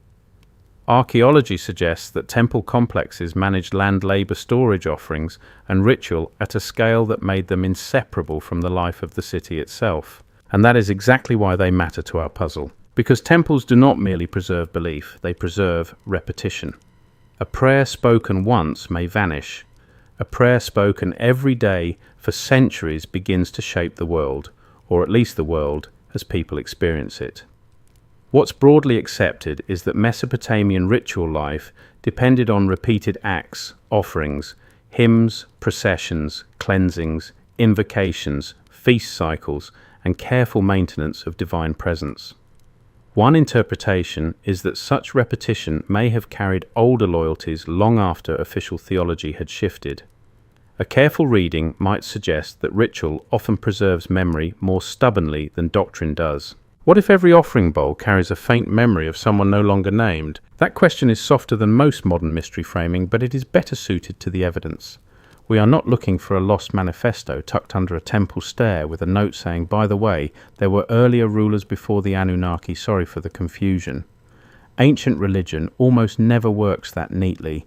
It works through continuity, through forms repeated so often that their origins become harder to see, through sacred habits that outlive the first reasons for them. Historians still argue whether Mesopotamian rituals remained stable enough over long periods to preserve very ancient layers of belief, or whether constant adaptation changed them so much that only the general structure survived. Probably both, because ritual is like language.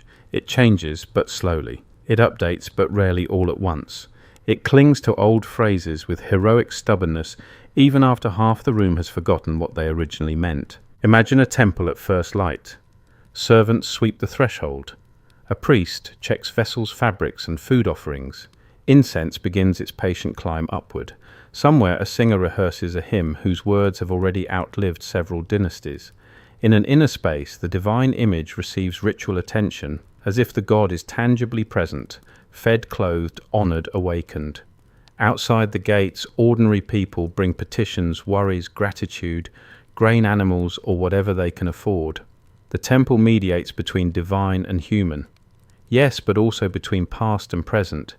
Every movement says, this order existed before you arrived, and it will continue after you are gone. Most historians agree that temple religion in Mesopotamia was conservative in this exact sense. The evidence we do have points to long continuity in sacred spaces, repeated rebuilding on ancient sites and preservation of traditional cult actions, even as languages, rulers and political conditions changed. One interpretation is that if older sacred powers were ever folded into later divine systems, temples would be one of the likeliest places for traces of those powers to survive. A more cautious explanation could be that continuity in ritual does not automatically mean continuity in theology. That's a possibility, not a certainty. People can keep gestures while reinterpreting what those gestures mean. Still, the gestures matter. A king can sponsor a new hymn, an empire can elevate a preferred deity, a scribe can reorganize a god list. But the temple keeps carrying bowls, lighting lamps, washing statues, chanting formulas, and moving through inherited motions that may be much older than the polished explanations given to them later. That is how memory gets embedded in architecture and action, not as a secret message, but as a rhythm. A fringe idea proposes that long-preserved temple practices may contain disguised survivals of reverence once directed toward powers older than the Anunnaki, and later reassigned to more familiar divine figures. This theory isn't widely accepted, but it grows out of something real. Religious systems often preserve older structures beneath newer names. If we treat it as a possibility rather than a conclusion, then ritual repetition becomes a quieter kind of clue, not proof, never that, more like a fingerprint left on the edge of the bowl. Archaeology suggests that many temple sites in Mesopotamia were rebuilt again and again across centuries. What's broadly accepted is that sacred places accumulated prestige through age as much as through current political support. A temple did not have to be brand new to feel powerful. In fact, age itself could become part of the power. One interpretation is that this layering of sacred place may have allowed older religious loyalties to remain active, even when official divine hierarchies changed. A temple serving a later god may still sit on ground made holy by much earlier worship, and ground has a way of remembering what names forget.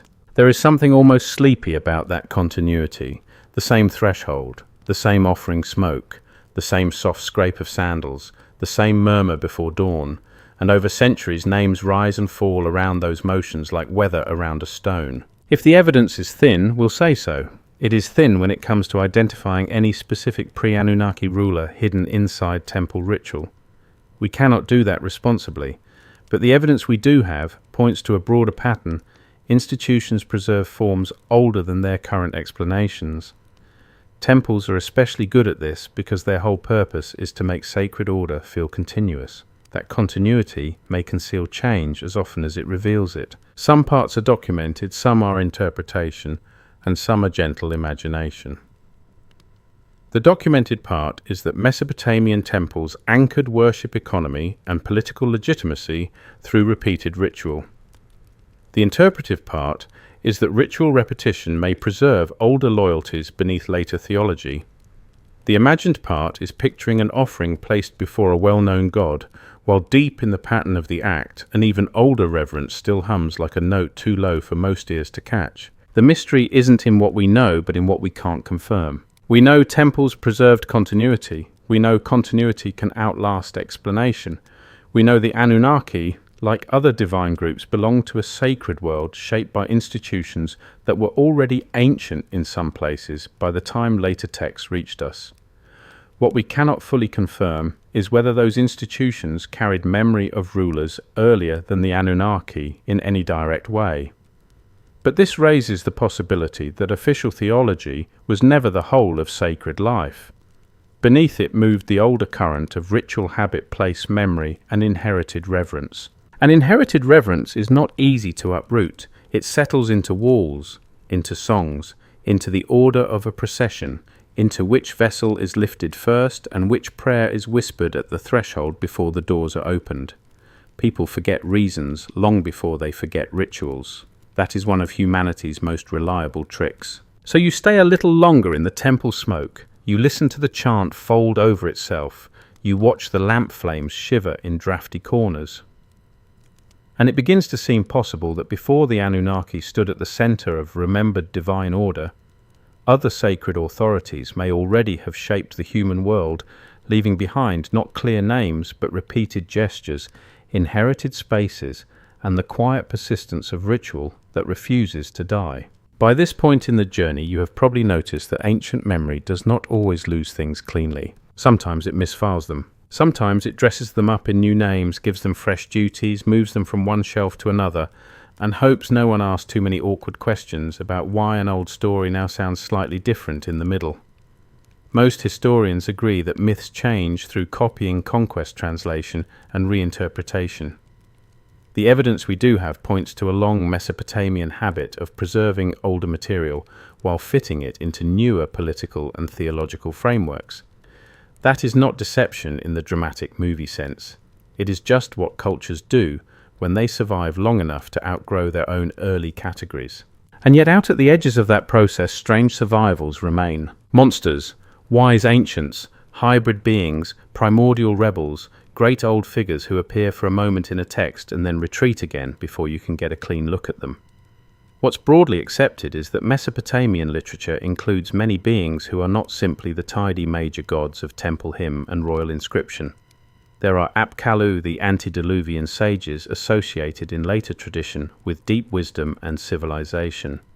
There are chaotic beings in creation and combat myths. There are old kings with mythic proportions, beings who stand at the edge of history and legend, not quite human, not quite only symbolic either. One interpretation is that some of these figures may function as literary leftovers from earlier sacred systems, reduced from central authority to supporting role. What if the beings before the Anunnaki never vanished but simply changed costumes? That is a mood, not a conclusion. Let me rephrase that more carefully. A more cautious explanation could be that older rulers or sacred powers, if they were ever imagined distinctly, may survive in later literature only as transformed figures stripped of office and reassigned to mythic side rooms. Historians still argue whether such figures preserve genuine remnants of earlier religion, or whether they are simply the natural imaginative abundance of ancient storytelling. It is a fair debate because Mesopotamia is wonderfully generous with strange beings. Imagine yourself in a twilight recitation hall or in some quieter chamber where a scholar explains an old tale to younger students. The oil lamp flickers. The air smells faintly of dust wax and worn reeds. On one tablet, the gods are majestic and official. On another, a creature emerges from primordial waters. Elsewhere, an ancient sage brings knowledge before a catastrophe. A king receives secrets from beyond ordinary human reach. The line between theology and folklore is not always bright. The line between memory and imagination is even less cooperative. Most historians agree that the Apkallu traditions, especially as later Mesopotamian scholars preserve them, connect deep wisdom, kingship, and primordial times before the flood. The evidence we do have points to a fascinating pattern in which knowledge and civilization are imagined as transmitted by extraordinary figures standing near the boundary between divine and human order. One interpretation is that these wise beings may preserve cultural memory of earlier sacred mediators whose status later narrowed. A more cautious explanation could be that they are mythic embodiments of scribal ideals rather than remnants of a lost ruling order. That's a possibility, not a certainty. Still, they are worth lingering over. Because the farther back a figure is placed in tradition, the more that figure tends to gather aura. Antediluvian kings become impossibly grand. Sages before the flood seem closer to first things, closer to cosmic order before the world was broken and reset. If later theological systems place the Anunnaki in prominent roles, but also preserve these older liminal beings at the edges, it raises a gentle question. Are we looking at decorative myth around a stable divine core, or are we seeing the faded outlines of earlier frameworks that were never entirely erased? A fringe idea proposes that older rulers survived in Mesopotamian literature, not as openly acknowledged predecessors of the Anunnaki, but as recast monsters, civilizing sages, giant kings, or ancient judges whose original authority was softened into legend. This theory isn't widely accepted, but it grows from a sensible observation. When religions and empires reorganize themselves, they do not always destroy what came before. They often domesticate it. Yesterday's lord can become today's demon. Yesterday's revered ancestor can become today's half-legendary sage. Yesterday's rival god can become an awkward cousin in the official family tree. Human institutions still do this, of course. We simply call it rebranding and try to look professional about it. Archaeology suggests that Mesopotamian civilization evolved through repeated cultural layering rather than clean replacement. What's broadly accepted is that literary tradition reflects this layering in uneven ways. Some old motifs remain central, others drift to the margins. One interpretation is that strange or fringe figures in Akkadian literature may preserve displaced prestige, the literary afterimage of powers no longer allowed to stand in the main divine lineup. If we treat it as a possibility rather than a conclusion, then odd beings become less random and more like the survivors of theological rearrangement. If the evidence is thin, we'll say so. Here it is definitely suggestive rather than decisive. We cannot responsibly identify a given monster or sage and announce that it was obviously once humanity's first ruler in disguise. That would be far too strong. But we can notice patterns. We can notice that older beings often become ambiguous. We can notice that flood boundaries tend to push ancient figures into mythic distance. We can notice that official religion prefers clean hierarchies, while old stories keep leaking strange exceptions through the floorboards. And those exceptions matter. Some parts are documented, some are interpretation, and some are gentle imagination. The documented part is that Mesopotamian literature preserves many liminal figures, including primordial sages and other extraordinary beings tied to the earliest ages.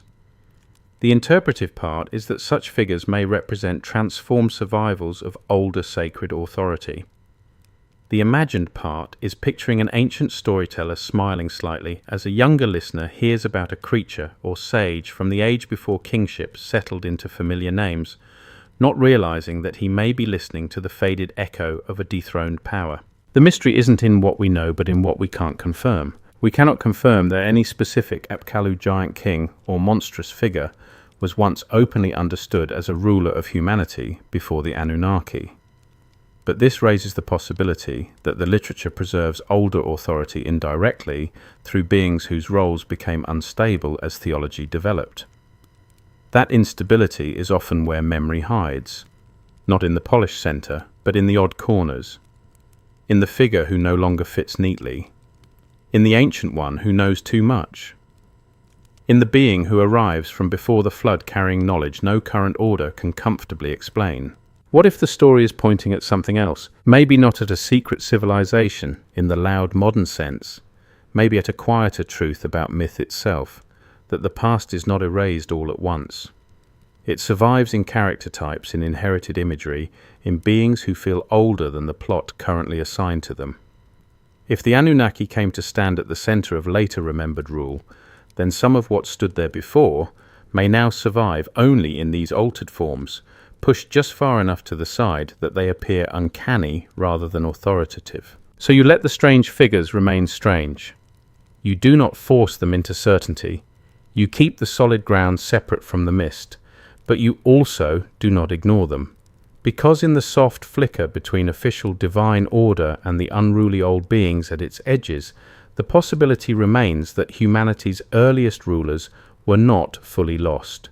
They were only changed, preserved under new masks, waiting quietly in the corners of the Akkadian imagination. By now you have probably developed a healthy suspicion of absence. That is good.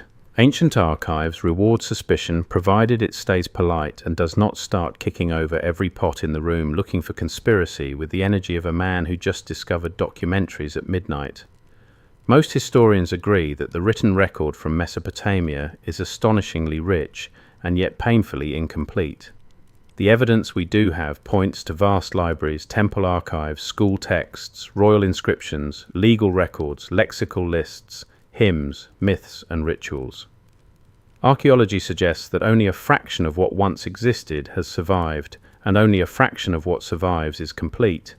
And only a fraction of what is complete is easy to interpret without wanting to lie down quietly for a while. So when something is missing, the question is not immediately who hid it. The first question is, did it ever survive long enough to be found at all? What's broadly accepted is that Mesopotamian texts reach us through a chain of accidents. Clay can preserve beautifully, but only under certain conditions. Libraries burn, and ironically, the fire sometimes helps harden tablets into permanence while destroying everything around them. Cities are abandoned, buildings collapse, floods shift ground, later builders reuse bricks. Whole archives vanish into dust. A careful reading might suggest that absence in this world can mean many things, at once loss, damage, replacement, neglect, or simple bad luck across 4,000 years of weather and empire. And yet absence can still be meaningful. One interpretation is that gaps in the record may hint at transitions in sacred authority, especially where later traditions feel unusually smooth over what must have been messy historical change. What if the most important ruler in the story is missing because someone wanted it that way? That is the dramatic version, of course, and we need to handle it gently. Historians still argue whether discontinuities in Mesopotamian textual tradition reflect deliberate suppression, normal archival loss shifts in scribal interest, or the plain reality that ancient people did not preserve things for our convenience. Most of the time, the cautious answer is some mixture of all of these, with ordinary loss doing much more work than modern mystery culture prefers. Still, deliberate replacement is not unheard of in human history. Kings replace inscriptions, priests elevate some cults over others, empires standardize language, scribes favor texts that serve the current order. Nobody has to organize a villainous secret midnight meeting to make older powers fade from the record. All it takes is habit. Copy this text, not that one. Preserve this hymn, not that local tradition. Teach these names to students, not those archaic ones. Over generations, neglect can perform the same miracle as censorship while looking much more respectable. Imagine a tablet room after years of use. Shelves sag a little. Dust gathers in corners. Some tablets are constantly handled, recopied and repaired because they remain important to temple life or royal ideology. Others sit untouched. A corner cracks, a line fades, a tablet breaks, and only one half is saved because the other half has wandered off into eternity with the same commitment to inconvenience displayed by missing socks. The living tradition decides what deserves renewal, and what deserves renewal survives. Most historians agree that scribal copying was selective.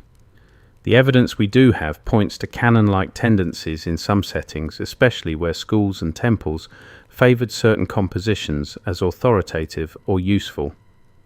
One interpretation is that if earlier rulers or sacred powers ever stood more prominently in Mesopotamian thought, they could have faded, not because someone publicly denounced them, but because later systems no longer needed them.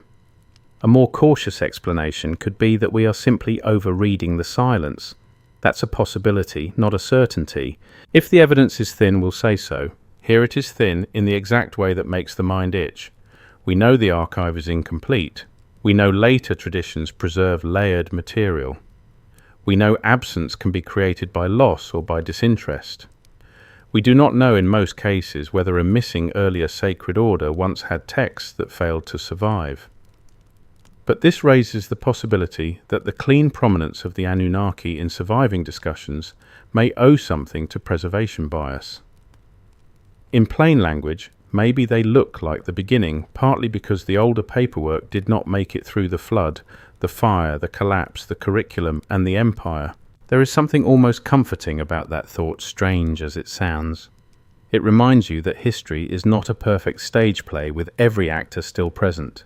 It is more like arriving late to a feast and trying to infer the full menu from crumbs, broken cups, and one overly confident guest insisting dessert was the main course all along. Archaeology suggests that major Mesopotamian archives, such as those from palace or temple settings, reflect the priorities of institutions with particular political and religious concerns. What's broadly accepted is that preservation is never neutral. One interpretation is that official archives may privilege later dominant divine frameworks at the expense of local or older traditions. If so, the absence of clearer pre-Anunnaki rulers from surviving Akkadian texts would not necessarily mean they were never imagined. It could mean they were not recopied, not standardized, not useful, or not protected by the institutions whose debris we happen to recover. A fringe idea proposes that names were intentionally scraped away, replaced or subordinated, as divine politics changed, leaving only tantalizing echoes in damaged tablets and later summaries. This theory isn't widely accepted, and in its louder forms it quickly becomes theatrical in all the least helpful ways.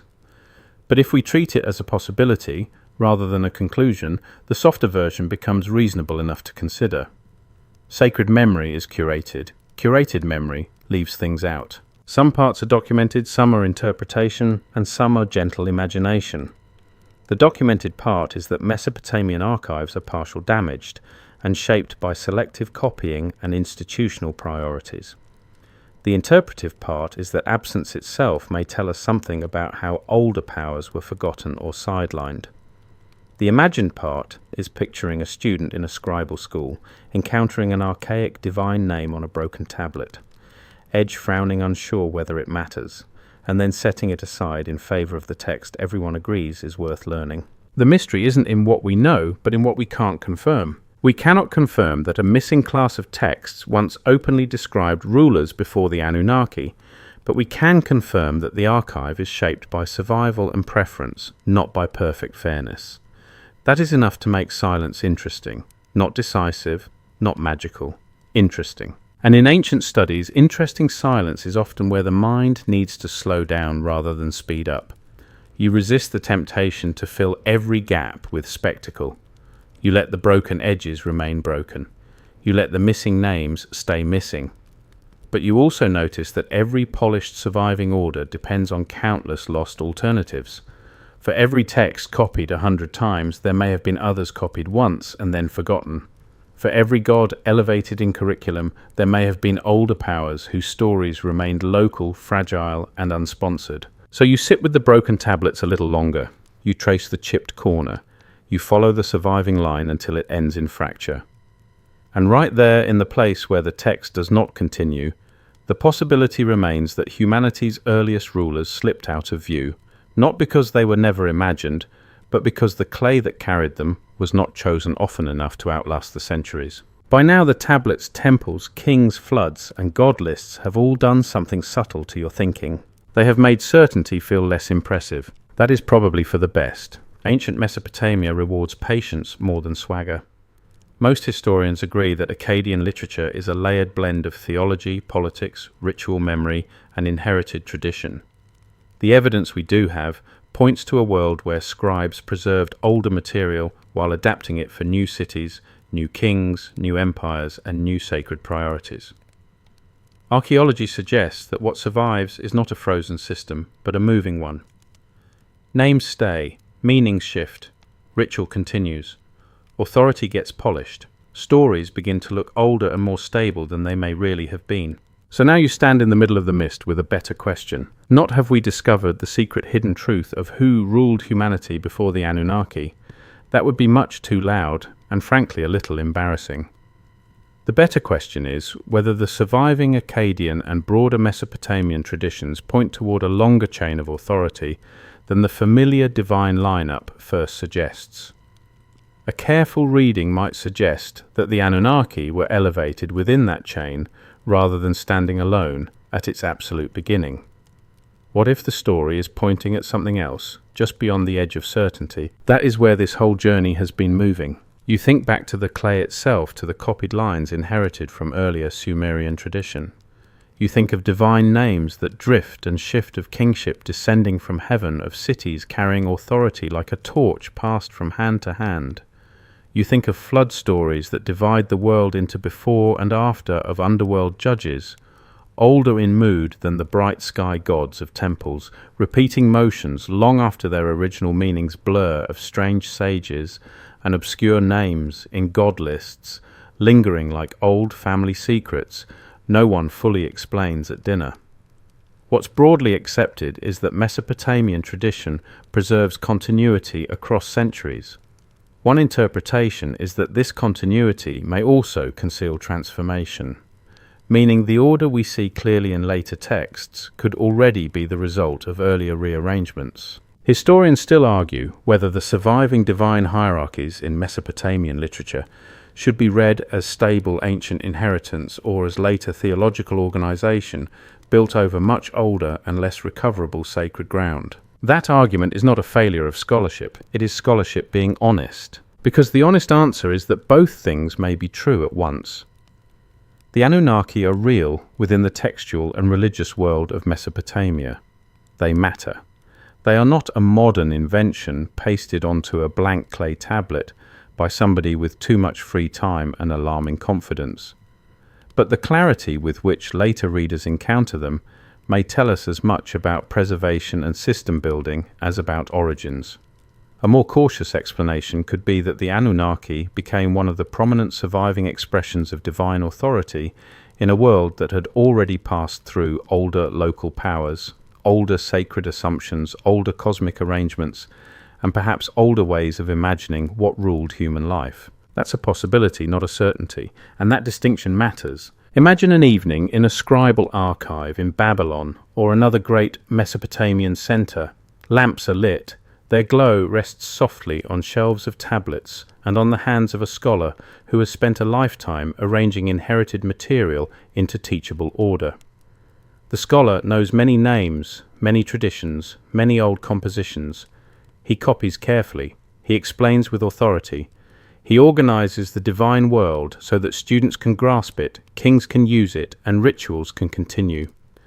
What he may not fully know, because no one fully knows, is how many of the systems he preserves are already themselves revised maps of an older terrain.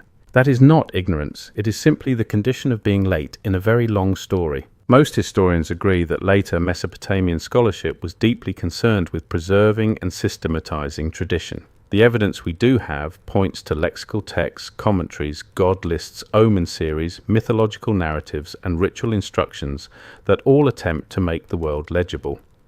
One interpretation is that this urge toward legibility may have flattened some of the older unevenness of belief. A more cautious explanation could be that religious practice was always more flexible on the ground than the organized archive makes it look.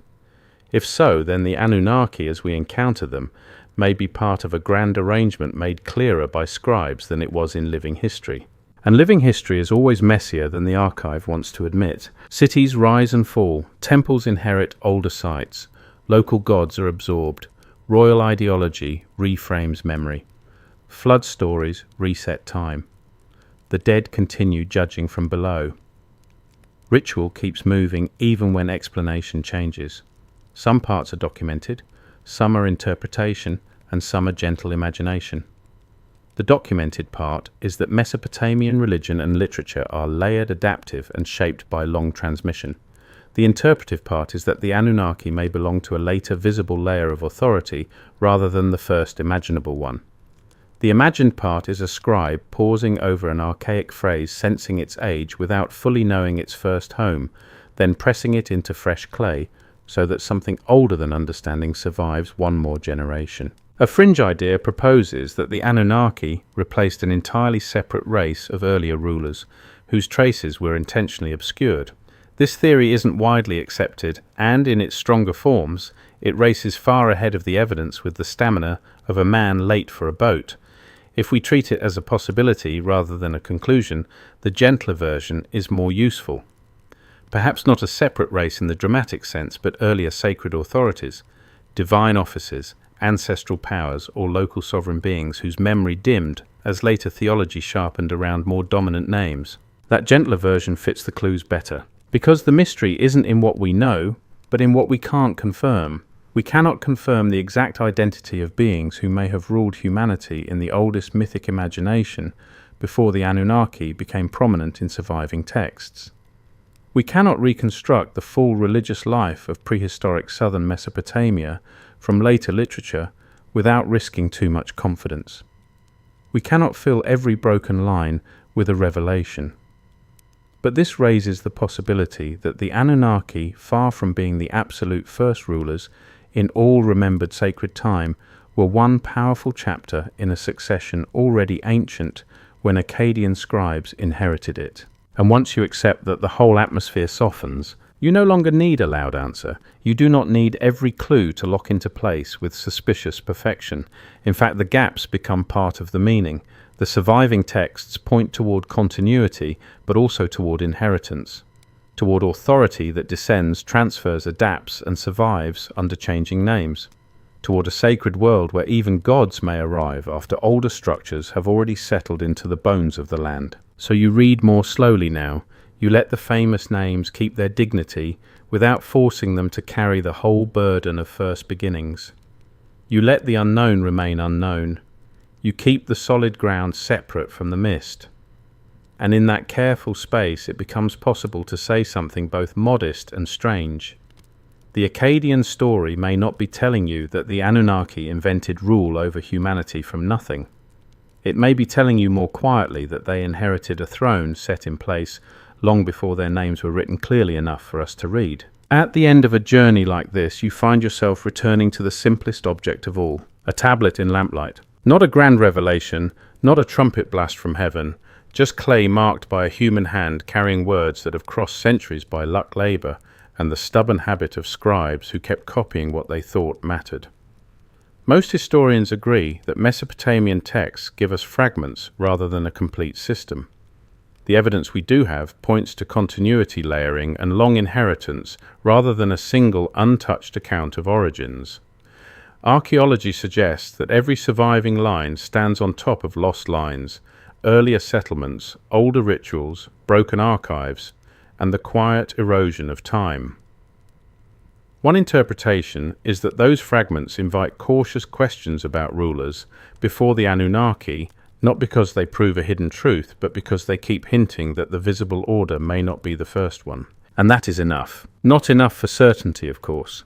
Ancient Mesopotamia is not a machine built to dispense certainty on demand, like some very dusty vending device of cosmic truth. It gives you clues, absences, echoes, repeated phrases, transferred powers, revised myths, old cities, under newer cities, and divine names that seem to arrive already carrying inherited weight. What's broadly accepted is that the Anunnaki are part of the Mesopotamian religious world, preserved in Sumerian and Akkadian tradition. A careful reading might suggest that they belong to a long chain of authority rather than standing fully alone at the absolute beginning. And what if the final lesson is not that we have found a hidden truth, but that the mystery is older, softer, and deeper than the names we know? Historians still argue whether the oldest layers behind Mesopotamian divine hierarchy can be meaningfully recovered at all, or whether what survives is already too shaped by later theology, kingship, and scribal order for us to reach the first outline clearly. That debate is not disappointing, it is honest. Because honesty is the real gift of old clay. The tablets do not tell you everything. They never promise to. They tell you enough to know that inheritance matters. Enough to know that Akkadian scribes copied older Sumerian traditions, enough to know that temple ritual preserved ancient motions, enough to know that flood stories divide worlds, that kingship descends and transfers, that underworld authority runs deep, that God lists preserved names without always preserving full explanations, and that archives survive unevenly. Some parts are documented, some are interpretation, and some are gentle imagination. If the evidence is thin, we'll say so. We'll keep the solid ground separate from the mist. So what remains on the solid ground tonight? Most historians agree that the world of the Anunnaki comes to us through layered tradition, not from a single first telling. Archaeology suggests that southern Mesopotamia had a sacred life long before the surviving literary system reached its later form. The evidence we do have points to religious and political continuity shaped by adaptation, which means later, divine arrangements may preserve older structures they no longer fully explain. A more cautious explanation could be that the Anunnaki were not replaced rulers or second rulers in a simple literal sequence, but rather the clearest named rulers within the surviving framework. That's a possibility, not a certainty. Yet even that modest possibility changes the mood of the whole story. It means the first beings to rule humanity may not be recoverable by name. It means the oldest authorities may now survive only as buried functions, half-remembered formulas, absorbed local powers, ancestral shadows, or archaic divine offices hidden inside later systems. A fringe idea proposes that there was once a fully separate pre-Anunnaki ruling order, clearly remembered and then intentionally obscured. This theory isn't widely accepted, but if we treat it as a possibility rather than a conclusion, its gentler version becomes almost poetic. Not a lost empire with dramatic soundtrack cues, but a forgotten layer of sacred authority dimming beneath stronger names, the way an earlier wall remains inside a rebuilt temple. And perhaps that is the right image to keep. Not replacement exactly, not revelation exactly, layering. One wall inside another, one prayer inside another. One ruler remembered by title, then by function, then only by the shape of authority left behind. The mystery isn't in what we know, but in what we can't confirm. We cannot confirm who, in the deepest mythic imagination of early Mesopotamia, first ruled humanity before the Anunnaki stood clearly in the written frame. But this raises the possibility that the throne they occupy in surviving Akkadian memory was already old when their names were set upon it. They may have inherited more than they founded, and the clay in its quiet, patient way seems willing to let that possibility remain alive without forcing it into certainty. So now the pace slows, the lamp burns lower. The city beyond the archive softens into distance. You can almost hear the small sounds that have followed you all night, the faint scratch of reed on clay, the low murmur of a memorized hymn, sandals on packed earth, the hush of temple smoke rising through morning light, the far-off wash of river water moving past reeds older than any dynasty. The kings are quiet now, the gods are quiet too. Even the flood has receded into a silver memory. You sit beside the tablets and let them be fragmentary. You let the missing names stay missing. You let the Anunnaki remain important without asking them to stand at the absolute beginning of everything. You let older possibilities rest beneath them like buried foundations under a ruined shrine. And because this is bedtime history, because the point was never to drag certainty out of the dark by force, but to walk gently along the edge of what can still be wondered about, the whole question becomes softer now, less a challenge, more adrift. Maybe the first rulers of humanity are gone from the record. Maybe they were folded into later gods. Maybe they survive only as the feeling that authority in these texts always seems older than the names attached to it. Maybe that is why the story lingers. Because somewhere between documented history and careful interpretation with a little room left for calm imagination, you can sense that the ancient world is not withholding answers out of spite. It is simply old. Older than neat beginnings. Older than the lists that classify it. Older than the certainty modern minds keep trying to lay over it like a straight road across marshland. So you breathe a little slower. You let the old clay cool in the dark. You imagine the final scribe setting down his stylus, the lamp flame bending once in a draught, the shelves of tablets resting in their long patient silence. And there in that last hush, the question no longer feels urgent, only deep, only old, only softly unfinished.